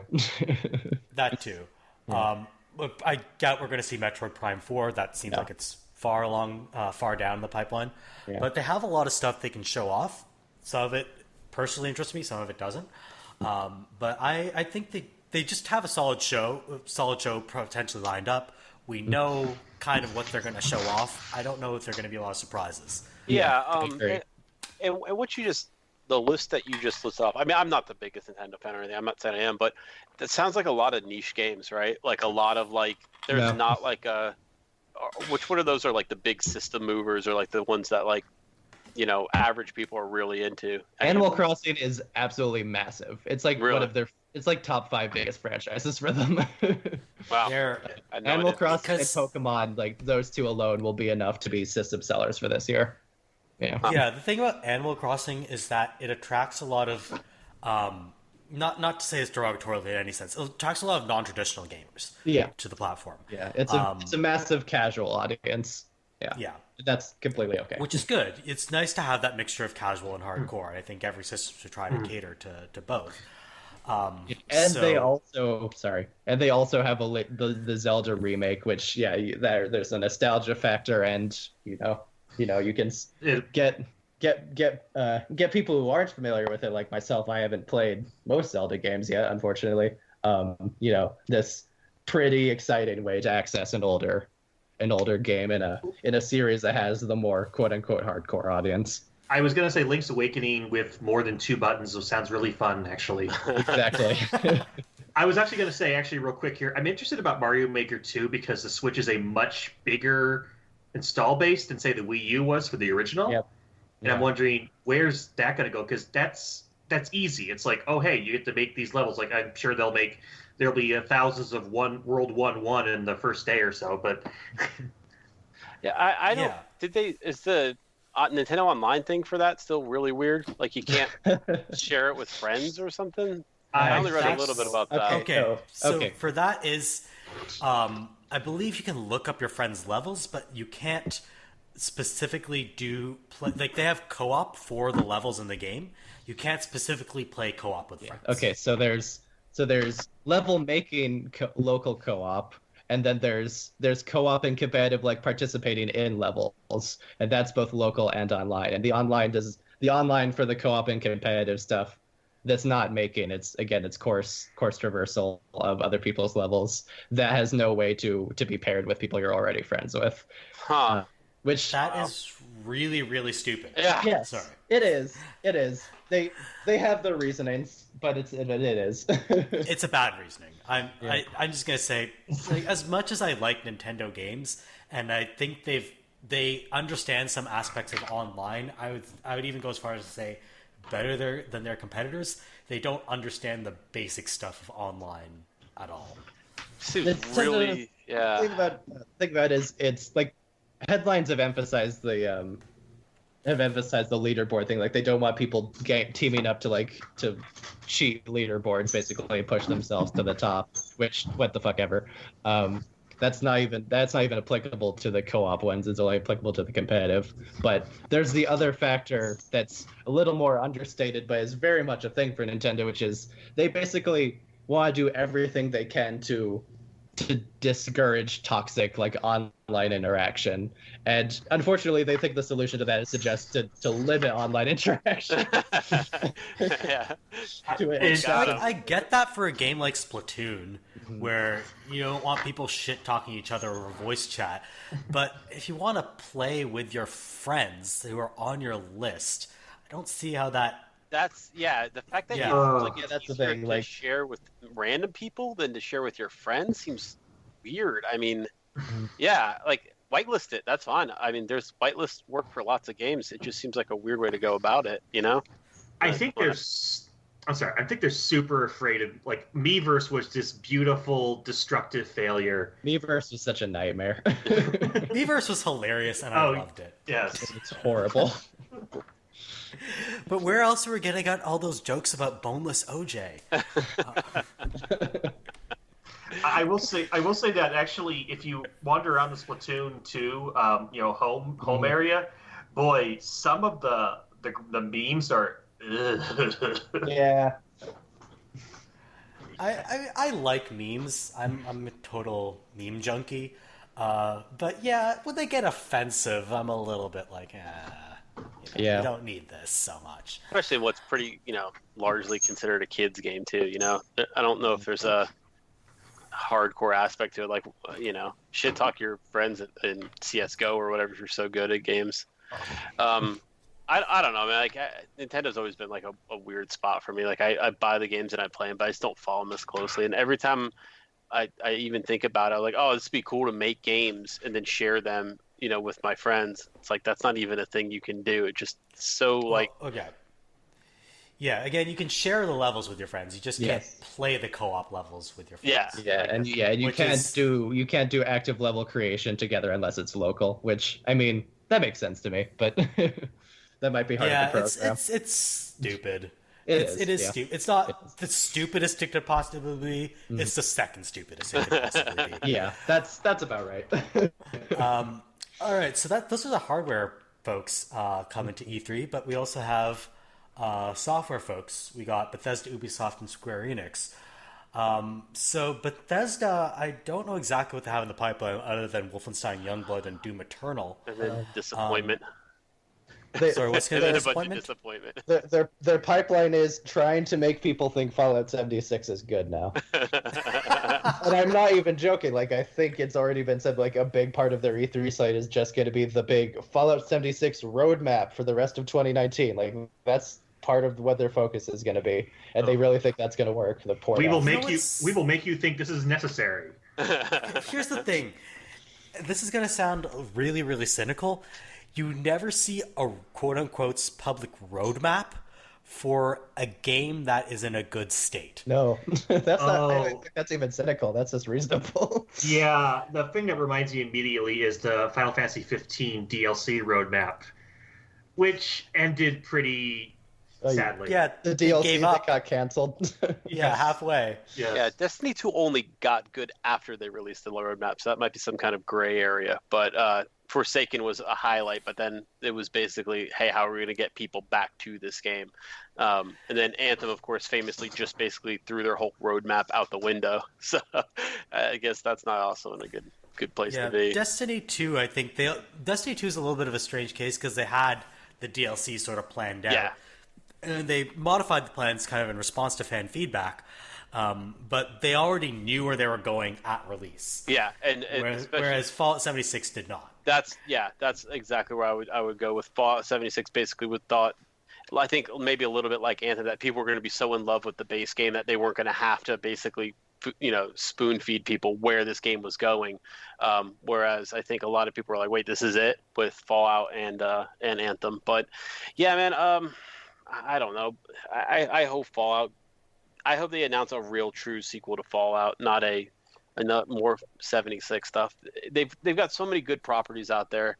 I might be in the minority here. I don't know, but Wolfenstein's kind of played out to me. It felt really fresh. The first one, second one I didn't like, third one was okay, and now it's kind of just spinning wheels to me. It's not the kind of series that I feel the need to keep going back to over and over again. I don't know. It's cool to shoot Nazis, but the rest of it is just kind of how many times do we have to reset history, in different eras or whatever. I like New Order a lot. Colossus had some major gameplay issues that didn't need to be there, and I hope that Youngblood kind of responds to that. I'm a complete newbie to Wolfenstein, so as far as I'm concerned, the first game in the series is you get to be young women in Paris killing Nazis, which is in the 1980s. So I'm sold. Yeah, I get that part's cool, but I guess when you've done it in the 60s and then in the 70s and then you know what I mean, it's just kind of I can see how it'd get repetitive, but like I said, this will be my first one, so yeah, so I'm good. Okay, let me put it this way: I would be a lot more excited for Wolfenstein Youngblood if I hadn't played Old Blood and New Colossus 2. And I'm saying that as somebody who actually enjoyed Old Blood. Yeah, that's a great way to put it. So you're probably in the best position, Bones, to really enjoy the series. But I think what probably soured a lot of people on it too was the second one was kind of very weirdly like a stealth game, which doesn't feel like a Wolfenstein type thing. And Old Blood, you mean, right? Old Blood, yeah. Sorry, I don't know if that was the second game, but it was the DLC. They call it like a standalone DLC. Yeah, exactly. It's like a spin-off. That one felt really out of place, and then they kind of got the shit right back again with the actual second one. And then I don't know, it's not a bad series by any stretch of means. I mean, I enjoy it, but it's not the kind of I'll buy it when it's $20 type game, which isn't something to get pumped out at E3. Even Rage 2, I mean, I was excited for that to see the direction that went in, but still haven't bought it. Well, it's just like a standard open world shooter. I was gonna say the social media for Rage 2 was not. That was something I kind of we didn't bring up earlier for bad social media concept was the Rage 2 person saying, whatever, it's out, or just dissing journalists or whatever. Mm-hmm. Yeah. That seemed dumb. You don't want to antagonize the people who report on the stuff you make. That just seems like you're setting yourself up for failure. And I know there's a contingent of people who are like, "Oh, games journalists," right? And I'm saying this as someone who's had complaints about games journalism since before. Let's say, not to get into this discussion, but before the hashtag that shall not be named. It's something I've been angry about for a long time. And just seeing terrible people co-opt it kind of fills me with rage. Yeah. I've been pushing for, better disclosure of potential conflicts of interest and things like that. And I was very angry when games journalists kind of dismissed that. And seeing terrible people co-opt it makes me really, really sensitive to companies that try to take advantage of that anger. Right. Yeah, that's completely fair. I'm really not happy with that kind of marketing. It doesn't work on me. So other things that Bethesda has in the pipeline are Elder Scrolls 6 and Starfield, but they're both confirmed to be no-shows at E3. So I don't know how Bethesda is going to build an entire hour-long press conference around Wolfenstein Youngblood, Doom Eternal, maybe Rage 2 DLC, and a Fallout 76 roadmap. That sounds like a recipe for a bad press conference. No, so they must have something else cooking. It does not sound promising. Yeah, they do have a lot of style in their presentations lately. I do like the stuff they've been doing, like physical presentation-wise. But yeah, that's a lot of talking about nothing if that's all they've got, unless there's a few surprises in the pipeline. But they are the company who's broke out surprises before, so I'm not going to put it past them. Because they might have another Andrew WK concert. Yeah. That's going to be fun. Oh man, I was gonna say a 10 to 15 minute apology for how the challenge in New Colossus was stupid and bad. Yeah, Bethesda, I don't know. Like their games to me are interesting. I bet you they're gonna have some Elder Scrolls stuff. I think that game's kind of having a resurgence right now, and the MMO space is so dry right now. They might try to push people towards that, but past that, I don't got much as far as what they're working on. Skyrim being one of my favorite games, in the Elder Scrolls series being one of my favorite. I'm hoping that they have something between here and 6. I'd be okay if they did some, kind of weird tie-in to it, even in Elder Scrolls Online to bridge the story. But it seems like that there's going to be a big gap between Skyrim and whatever 6 is going to be. The less and less we hear about it, the more and more complicated it looks. I just feel like that's a 3 or 4 year away game, even though we just heard about it last E3. So another possibility that I've been kind of kicking around in my head is that Arcane is working on something that Bethesda's going to publish. I wouldn't think a Prey follow-up because Prey didn't sell very well. No. Or maybe they've kind of made back the money on Moon Crash, which sold pretty well, is my understanding. But we'll see. I think I love what Arcane puts together generally. So I'd be really happy if they're coming out with a new kind of immersive sim. But we don't know at this stage whatever Bethesda has in the pipeline. Nope. So moving on to Ubisoft, I again don't really know what they have in the pipeline. They have Beyond Good and Evil 2. I'm sure they have a new Just Dance. So Ubisoft has their official thing is that we have 3 unannounced games we're going to show off at E3. They've also said they're specifically not showing Beyond Good and Evil 2, but that was what they said the last time they showed Beyond Good and Evil 2. So I think we can take that at less than face value. I think there's a so rumor. The only thing that's really confirmed is Just Dance. Yes. But yeah, they've specifically said Assassin's Creed is taking the year off. They're doing a year on, a year off for that right now to pace it better.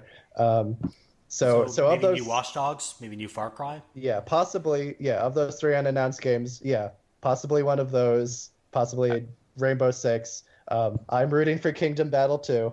And then the third one got leaked. the third one? It's a multiplayer focused game called Roller Champions. It's a sci-fi roller derby game basically, and it'll be on all the Xbox, PS4, and Switch. That sounds like them trying to take advantage of the non-existent Shoot Mania fan base. I could believe that. It's also definitely trying to compete with Fortnite based on the screenshots that I've seen. It's very bright poppy aesthetic. Okay, good to know. So that's they also have Skull and Bones. Yep. Yes, Skull and Bones exists. I think there was a rumor of maybe not announcing, but I think there was a rumor about Splinter Cell. I don't know if it's actually going to make a comeback, but they're also working on this. It looks like the new Ghost Recon that was announced already is going to feed into or possibly be some type of Tom Clancy world type game where, the Rainbow Six and the Division and the Ghost Recon guys all kind of do something together. They've been trying that idea out for a while. I don't think it worked. End War was the first time they've tried that, but they've got Tom Clancy's Avengers. Kind of. Almost. I mean, all the Tom Clancy games are pretty popular, and I think the idea about the Clancy Initiative. Yeah. I think it'll be interesting to see what it looks like to put together Rainbow Six and and Splinter Cell and Ghost Recon. They all have kind of like memorable characters at this point now and kind of memorable stories. So if they were ever going to do it, now's the time. But there was some kind of like tweet between all the developers, and it was like all the Tom Clancy developers were like, "Can't wait for people to see what we've got in store," and they included one of the guys who worked on Splinter Cell. So I think that's the guess right now, but I don't know what that looks like because their big MMO or online or whatever you want to call it game is the Division, and that would lose a lot of steam if there was a version of that was, Ghost Recon or whatever. But who knows? They might be able to work all of them into it and be something cool. But a lot of military type shooter games to fit into one game if you're gonna try to do anything with that. But yeah, I don't know. I think there's potential. Ubisoft's got a lot of cool stuff right now. I think they're also going to announce pass, right? Like a game pass. Maybe, yeah. I think that was something that was like highly rumored that they were going to have something like EA has $15 a month, play all the EA, all the Ubi games as they come out type thing. But I think that's going to be something more and more studios are going to do. So it'll be interesting to see if Ubisoft climbs on that trend. Yeah, the other properties they have are Rabbids and Rayman. Mm-hmm. So we could possibly see something new from those properties. I think Prince of Persia is all but dead at the moment, so that's not happening.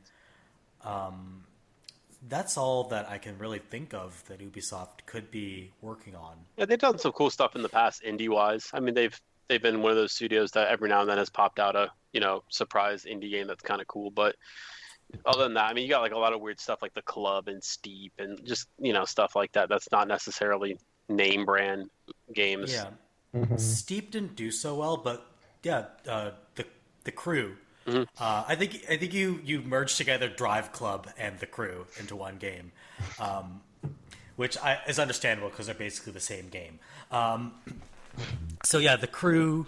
Did The Crew 2 happen? Yeah. Did I make that up? Yeah, that came okay. out. So maybe The Crew 3 is happening. I'm completely uninformed on this. Sorry, blind spot. That's fine. We have like only I think one racing game fan has appeared on the podcast before. So if DL ever wants to come back, then he's very welcome to. Racing games are definitely a big blind spot for me. I own 3 of them for the PS3 because I bought them off my old roommate, and I only played one of them, which is Need for Speed Carbon. So I'm like, racing games are just not a thing that I've played a lot of, unfortunately. It's always kind of reminding me of like the Microsoft conference was always, oh hey, we got to bring out this year's Forza, and it's like, okay, cool, show off your car. I'm gonna move on. The car looks realer and realer every year somehow. Yeah. I mean, and I'm sure racing game enthusiasts are all over it. It's just they're a very specific and niche subset of the broad gaming audience, and they're probably lucrative. People are buying racing games still, but they're more and more split off from the mainstream. So it is. Yeah, fighting games I think is kind of in that same spot too. Yeah, a little bit. Although I would say there's even more overlap with fighting games than with racing games. But yeah, we'll see what Ubisoft puts out. They have stuff. They have this. They're a big question mark, but they have a lot of stuff they could show off. Yeah, pretty much. So the last publisher that's going to be there is Square Enix, and I don't know what has and hasn't been confirmed so far. Other than we mentioned Tom Clancy's Avengers, there's going to be a real Avengers game coming out that we were supposed to see probably years ago, and it's something that Eidos Montreal, I believe, has been working on. Yeah. We'll finally see what that is. I'm curious. I don't know if I'm excited, but I'm definitely curious to see what it is. Same here. Likewise, yeah. I'm too overly skeptical of Square to like treat anything as like interested in sight unseen. Yeah, and Eidos has been such a weird developer because I love Deus Ex Human Revolution. I like Mankind Divided, but it was kind of had a let's say polarized reception, and I hated Thief with a fiery burning passion. The fourth, yeah, the fourth. That game. I remember writing a review of it, and I just like the other day revisited the review I wrote, And oh dear God, I hated that game. It was so bad in almost every single potential way, and I don't want this new Avengers game. I want this Avengers game to be more Human Revolution and less Thief. Mm-hmm. And if it's Mankind Divided-ish, I'll be happy, I'll be satisfied, but it could go as bad as Thief, and I don't want that. I would love to just see some gameplay. I mean, just literally, just some of to get the idea of what they're going for. You know what I mean? Because an Avengers game is, there's a lot of directions you can go with that. You know? Yeah. And it can be like a character action game. They could do it more immersive sim style, like their previous work. They could do a lot of stuff with it, and I don't know what they're going to pull off. Exactly. Yeah. And that's, I think the best thing that could happen is if they at least have literally any gameplay of it, you know, just to get people to say, okay, here's our idea of what this game is. Because if I got to tell you, like, Marvel Ultimate Alliance 3 was announced, you know, and as much as I love that game when it came out, I don't know if I'm as interested in that style of game anymore, where I think that if you do something a little bit more interesting with the Avengers, you probably have a little bit more, I don't know, like...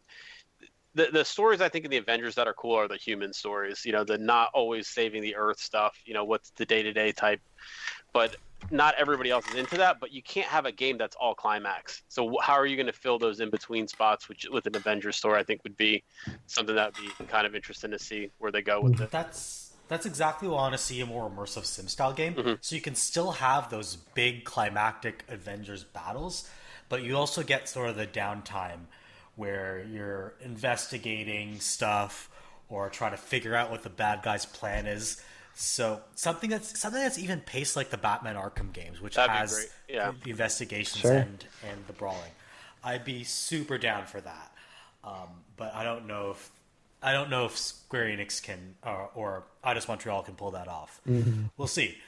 Other stuff they're almost certainly going to show off Babylon's Fall. Yeah, there's so little info on that. yeah, and then we're probably going to see some more about the FF7 remake. Yeah, the FF7 remake is confirmed. Yeah.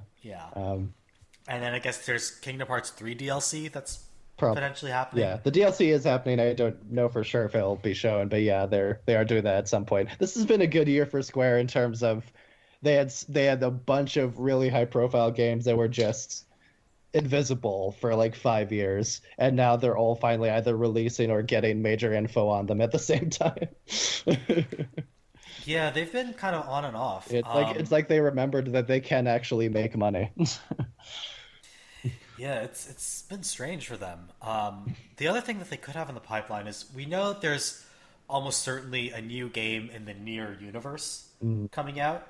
I don't know if it's going to be published by Square, but that could be something shown off. That's all I really can think of that they have in the pipeline. Maybe a new kind of retro JRPG that people kind of eat that stuff up.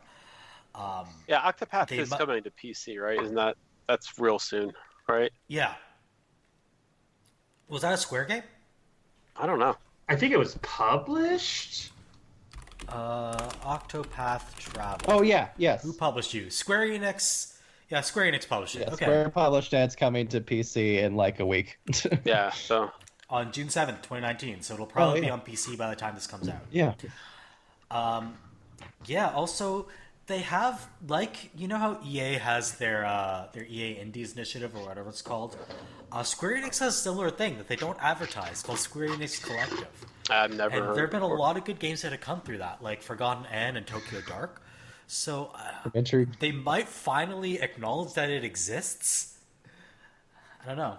We'll see. Yeah, I think probably for me it's I think the order we probably reviewed the stuff in is probably my anticipation or like my hype order. I think it starts with Microsoft and then works its way down. I mean, honestly, because it's a hardware E3 for them, right? I mean, at least something's going to be announced. They've got all these new studios, all this stuff in the pipeline. I don't know. It's just I feel like that's where the hype is, and then the rest is just kind of hoping they announce stuff, or maybe they'll announce stuff, or it's a weird E3. Of all the ones I could see Sony sitting out in E3, this one makes the most sense in a weird way. I just feel like we're kind of like in a spot, like I said, where I'm ready to be hyped, or I used to be more hyped, but now I feel like it's just kind of I want to see more really want to see more than I used to. Yeah, after last year's Sony conference, which was really Awful. bizarre, I don't know what they were trying to pull off with that. I just don't know that. Well, the experience was probably a million times better for the people who were there, right? But on watching it on TV or streaming or however you watch it was maybe one of the most awkward hours I've ever spent watching anything. Like the fact that they just kicked it to the desk to watch them play demo real Spider-Man, which was basically out like the next day, and then basically killing time on an E3 presentation is not something I'm at all used to. And so I think this might be for the best for them if they just don't have much in the pipeline other than Ghost of Tsushima. Yeah. So Last of Us 2 still? I mean, Last of Us 2. It might be the same stuff from E3, the last E3. I mean, that stuff isn't out yet. That's what's so bizarre. That they did this showcase on all the games except for Spider-Man, which came out in September. Or was it August? I forget. Anyway, September. Point is September. Yeah, these games, other than Spider-Man, all that stuff isn't out yet. Yeah. Mm-hmm. And maybe that's why. Maybe they just were like, we're not going to do just another. I mean, there's got to be something. What are the Uncharted guys working on? I mean, Last of Us 2. That's Last it. of Us 2. I mean, so they're I guess they really just don't have anything else. So Yeah, I mean, Sony Santa Monica is probably working on something new, but it's probably also a PS5 thing at this point. Yeah. So. And there's just nothing that they have to show off, which is a shame because they probably have a lot of third-party stuff in the pipeline that they could show off, but I don't think they want to turn their presentation into a third-party showcase. that's true. That's true. So. I mean, their hardware stuff, are they just not going to announce that? Or is that going to say that for Sony, whatever, Sony Play Days or whatever? State of play. Yeah, they don't want to show the PS5 at E3. They've been clear about that. Okay. Yeah, because I guess at E3 it's a lot harder to just control the narrative, especially because you're being compared to everybody else. So making hardware announcements at E3 is very risky. Whereas when you control the narrative at your own press conference, there's less comparison going on in the press. Yeah, that's true.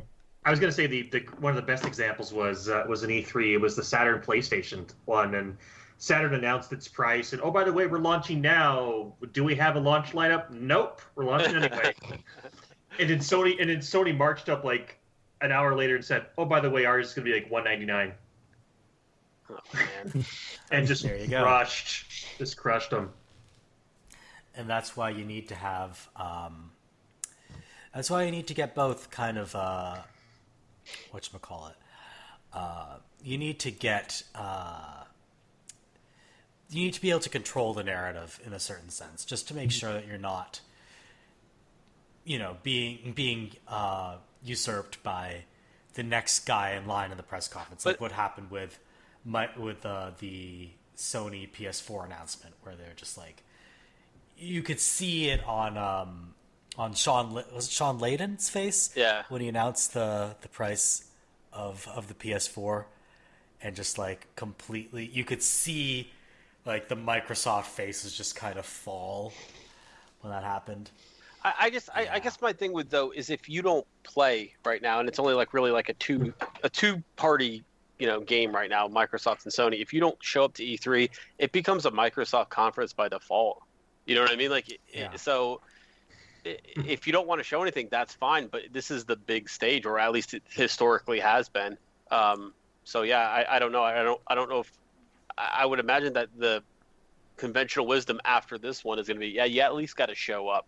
You at least got to show something. Get on stage, and even if it's only for 30 minutes, talk to people about what you got coming, rather than just not even showing up. I don't think this is going to be looked at as a genius marketing move on their part. My big thing. Sorry, go ahead, PT. I was going to correct myself. It was $299, not $199. Okay, that makes more sense for a console price. That's not the Wii. My thing with Sony is that they're very reluctant when it comes to E3 to present themselves as a Japanese company. So they have, they did this a couple of years ago, where they just didn't show off all their Japanese games in the pipeline. So like Persona 5, they didn't show off Nier Automata, Nioh, all those games they just didn't show. Like they're the exclusive platform, aside from now they're on PC, for the Yakuza games. And they just don't want to show those off at E3. They have Judgment coming to PS4. They could show that off, and they just won't. Because they are really reluctant to show off niche games. They only want to show off their blockbusters.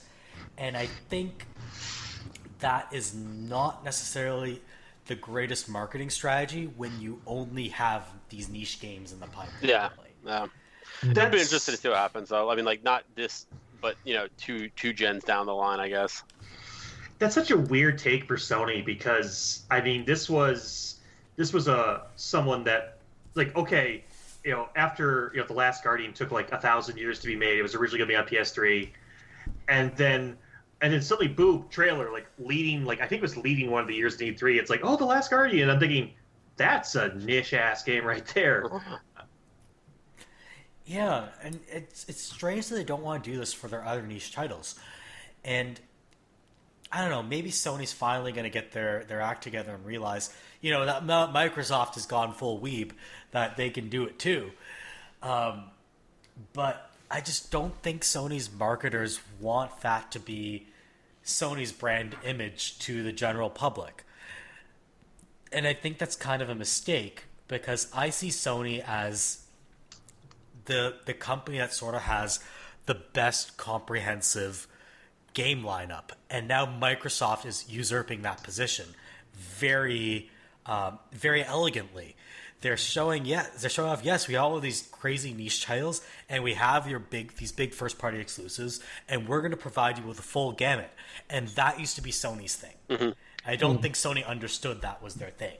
Yeah, and I think what's going to be the nail in the nail in the coffin, I think, is going to be the crossplay. I keep saying it, but I mean, it's where everything's going to be going, because why do people right now buy consoles? Well, yeah, exclusives, but also because that's where their friends are, And if the answer is, well, my friends on Switch and my friends on Xbox, my friends on PC can all play, Sony's going to have to play ball. They're just going to have to.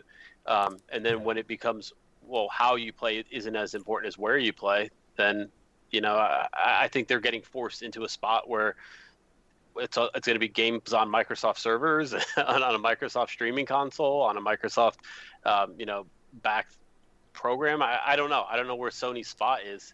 If it's just single party games, that's going to be something. But it's really strange, because now I'm thinking, unless the PS5 manages to nab the exclusives that I really, really want. Mm-hmm. Like, if Persona 5 is Persona 6 ends up being PS5 exclusive, fine, whatever, I'll buy my PS5. But otherwise, I'm not excited to know what Sony has in their hardware pipeline. I just don't care. Which is a really strange position to be in, because I was super pumped for the PS4. And I've enjoyed my PS4, don't get me wrong. But what have I played on it? It's really just been my Weeaboo game exclusive machine. Like, it's where I play my Digimon and my Yakuza and my Persona games. And now all the Kingdom Hearts games, because, like I said, I'm a Weeaboo. But, like, I'm not playing cross-platform, multi-platform games on my Sony device. That's all on PC or on some cases on my Switch, because I want to play them sitting in bed. And unless Sony manages to get their act together in terms of marketing themselves as a company that has this very comprehensive slate, I just don't know that that's going to be enough for them going into the next console generation. And I'm honestly a little worried. That's pretty awful. I mean, for the leader, the leader of the console generation right now is, man, it's surprising. Yeah. And it's not like this didn't happen before. We saw this with the 360 going to the Xbox One. Xbox made a lot of mistakes. They tried to market it themselves as like this whole comprehensive family room device before people were really ready for it, yep. Or also to a lot of people who were disinterested in it, and they didn't court indies well enough initially. And now they've rectified that mistake, and they're really pushing to be this comprehensive all-in-one gaming platform. Like, here's your Call of Duties, and also here's these really bizarre games like The Artful Escape of Francis Vendetti, which is coming out soon. If Sony can do that, I think they can compete with Microsoft. If not, it's gonna be a really strange next gen. Mm-hmm. So we'll see. Yeah, I think it's going to be exciting, but I'm more excited in the potential of where the consoles are going than anything I've actually even seen game or console wise. So I love the idea of just paying some flat rate, $100 a year or something for games that I can stream on literally anything, and wherever I go, I take my games with me, and that's, to me, that's when I'm going to feel like we live in the future, So I'm excited for that part of it because it seems like it's coming, and maybe faster, maybe slower, but it's in the pipeline. I guess that's the cool part, is to see the march of technology get to where I finally feel like, yeah, I'm living Jetsons life or whatever. So one more interesting thing I want to mention about this year's E3 is nobody seems to be talking about VR going into E3. Oh man, yeah. I didn't even think about it. I don't think it's dead. I think it has its niche, and it's, people are making games for it, but it's not the kind of thing that people are getting super excited for. Like, a new Oculus just came out, and I don't see people talking about what games they're going to announce for it at the new E3 conference. Do you think part of that is Oculus going to Facebook rather than like staying, like going like, let's say, Valve or somewhere else? Do you think that Honestly, Facebook? Yeah, I think it did too. I think Facebook buying out Oculus put a big damper on it, because, like, even now, if I've got one of those stupid VR headsets, you know what I mean? Not like a Oculus, but like you plug your phone into it, and I have to go through literally all this stuff to this Facebook Oculus. I had to make a fake Facebook account so I could just look at like pictures in VR, And that's the kind of stuff I think that most people now are like, I think people are slowly kind of backing away from Facebook, and I think Oculus was just a victim of that. And HTC Vive, just price-wise, never seemed like it ever hit a sweet spot. Yeah, there's also the matter that Sony's investing continually heavily in VR. Their first state of play was literally just VR stuff.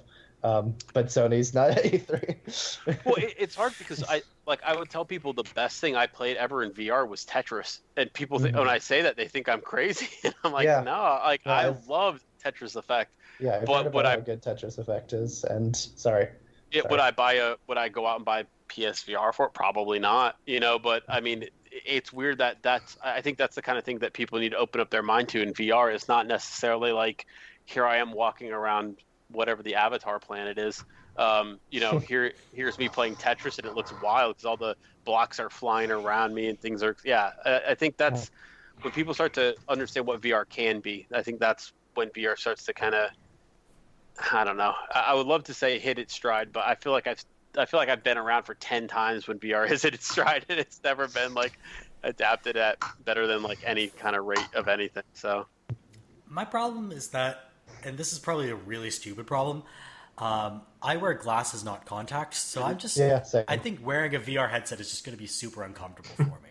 That's why I've never really been on board. Even with the contacts, it's uncomfortable. It's too close to your face. It's too tiny screens. You can't do it for hours. I mean, it's something where if you've done it for more than 20 minutes, I don't know, my eyes get dry. I get headaches. It's not something where I would be like, okay, cool, I'm going to sit down for a 5-hour Destiny session in VR. I never want to do that. So I respect the current VR stuff that's happening, but there's just basically the physical reasons that I feel like it's not a smart investment to get into it. And it just makes me wish things like if there was a way I could do Tetris Effect VR, but not without paying for VR, or Astrobot Rescue Mission. I wish that wasn't VR exclusive. I really wish it wasn't. They made two Tetris. Sorry, they made 2 Tetris games for the Virtual Boy. They were really screw up your eyes. Red line system. If they had like little misters inside the goggles that would periodically moisten my eyes, that would be great. Yeah. Maybe you can hire somebody to do little droplets as you go. Yeah. It's hard, man. I don't think VR has ever really got that spot. I would love for it to be that, but it always feels like they either go super realistic or super stylish, but the games themselves are never like must-have, must-play games, at least from what I've seen. I think maybe the closest is, what's that game where you play with the lightsabers and hit the beat buttons? Beat Saber. Yeah, I think that's Yeah. the only game like I've routinely seen like streamed or played or whatever. But Yeah, that's kind of the one. It's a pack-in for PSVR. No, there you go. So That's why I've seen it nice. a million times. That's why everybody plays it. Yeah. It's like the Wii Sports Exactly. of Yep. VR.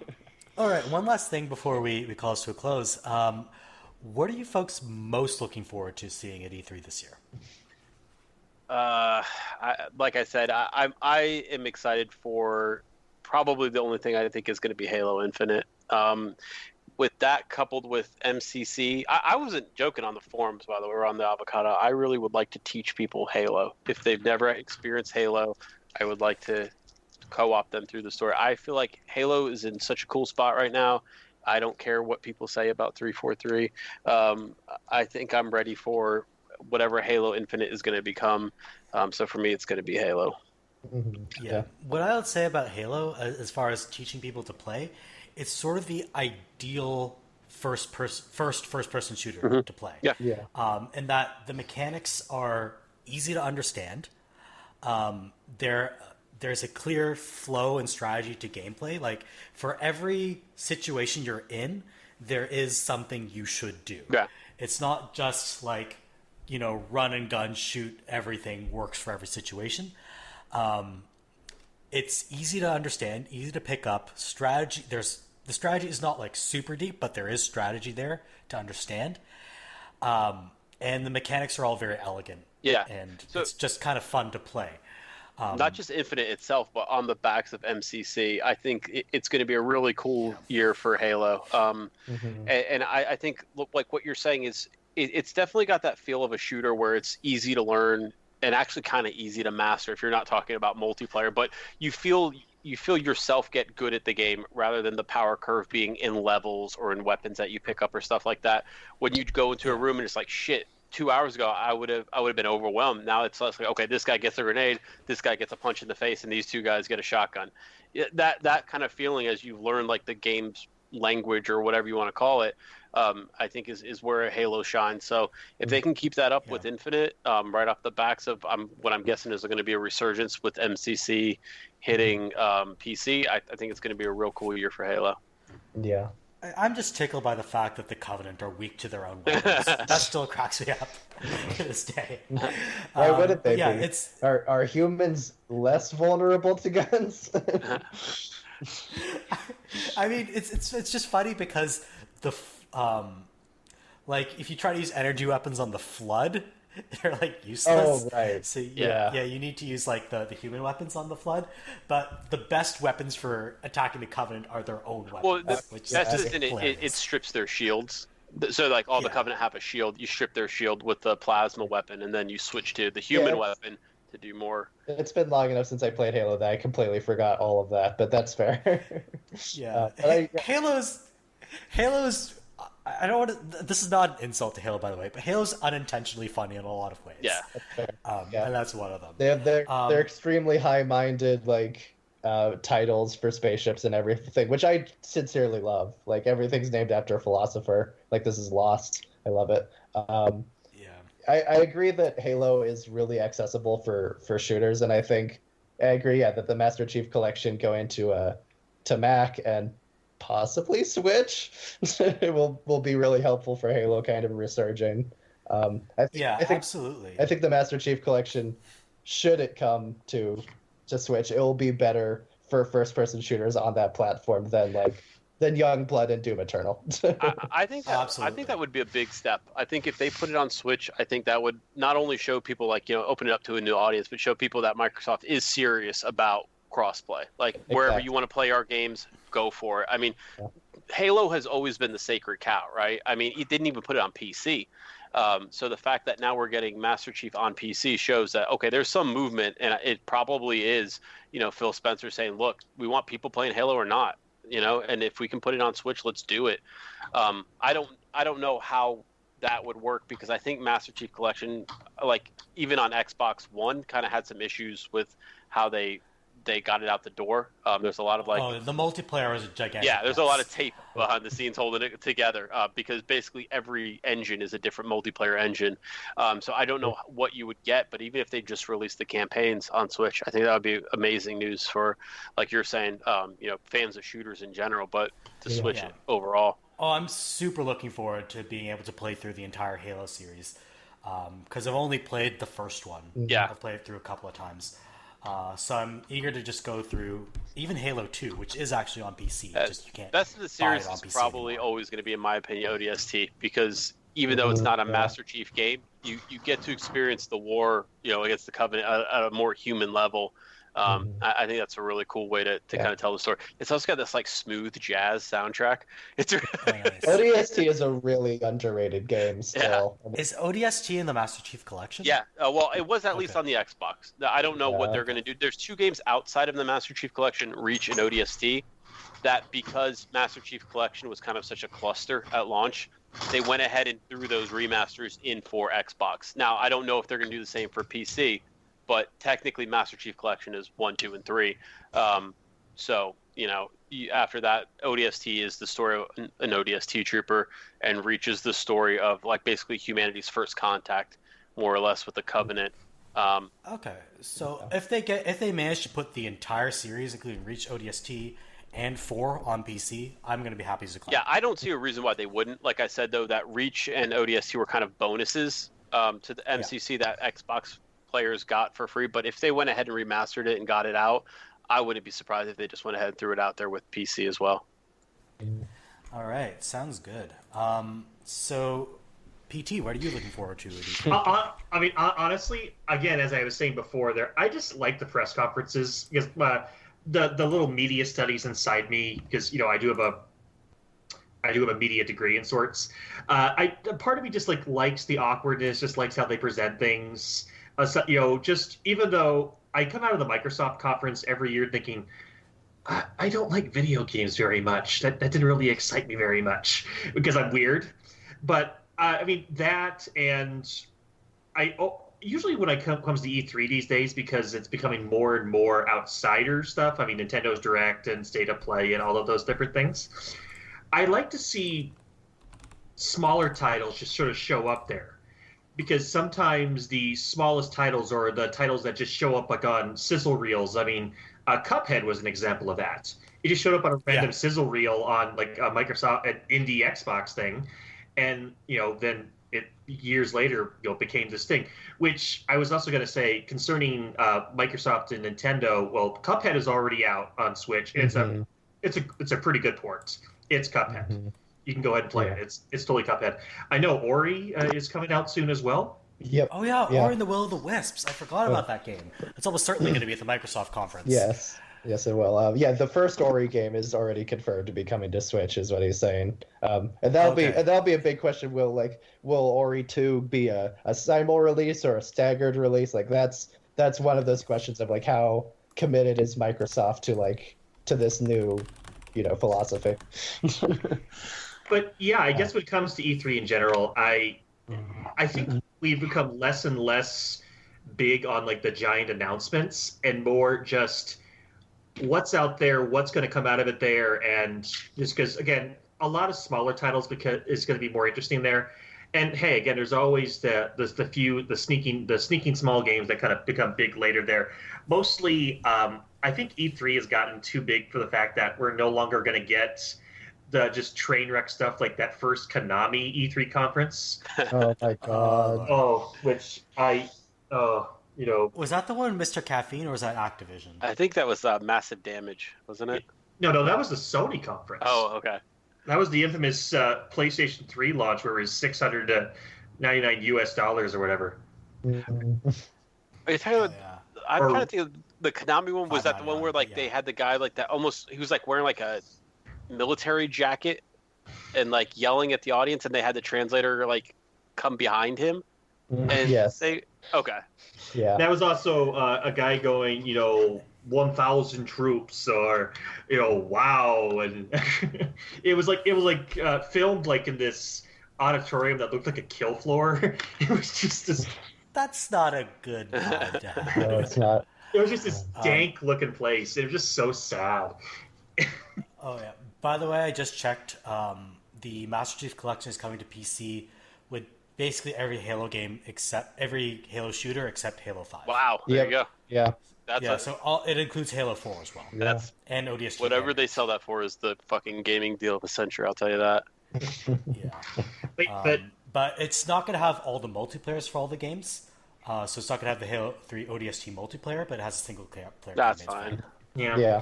That's fine. just All right. go play Halo 1 for the overpowered pistol. Yes. I love that That's fair. pistol. That was fun. Yeah, so that's indies. I'm always excited to see indies at E3, just because it's cool to see the little guys on stage with the big dogs and kind of treated the same way almost. It's always fun to see that. Yeah, Bones. Oh, sorry. Sorry.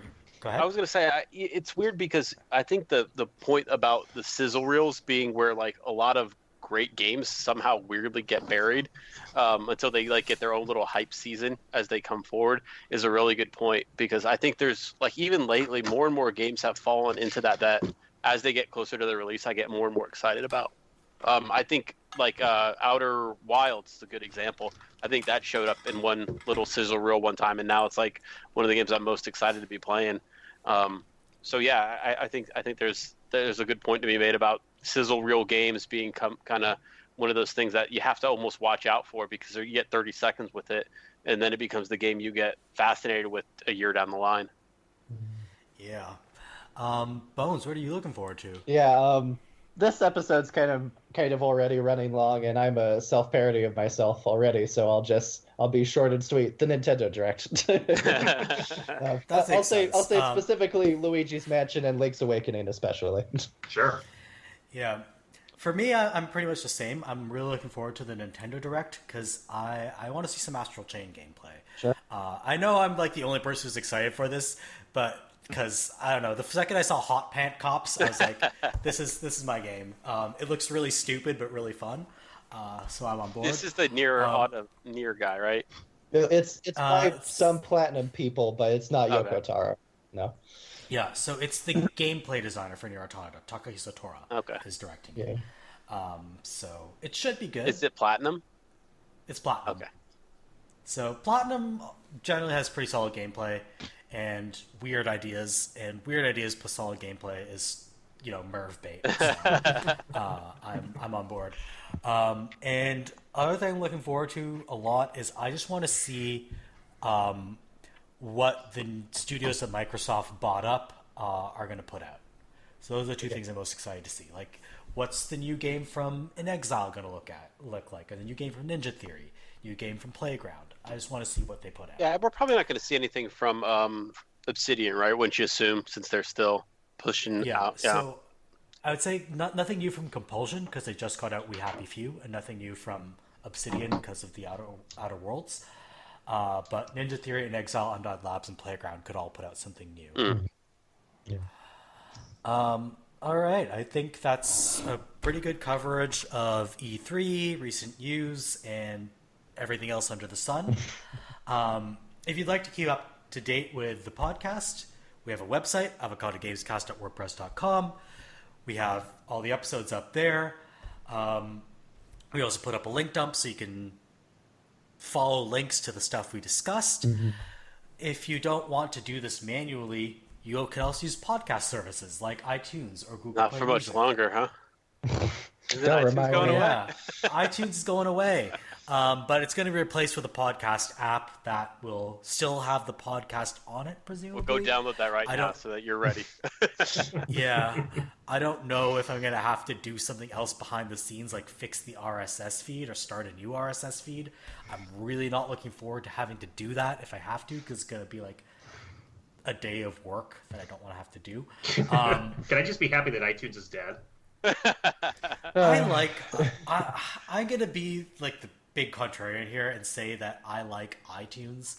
It's always worked for me. I never had major issues with it. It's a good way of organizing my playlists.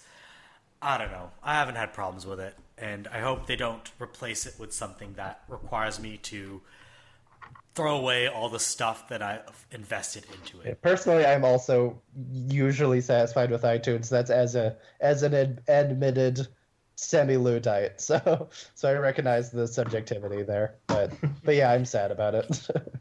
Yeah, it's been bad for people who really like to micromanage their music. I have mild micromanagement tendencies, so it's pretty much the sweet spot for me. Also, we have a wider community that spawned this podcast called The Avocado. You can check us out at theavocado.org with a hyphen between the and avocado. Later, guys. Yeah, Thank you guys for being on the podcast. We'll see you next time, listeners. Yep. Cool. Have a good night, y'all. All right, cool.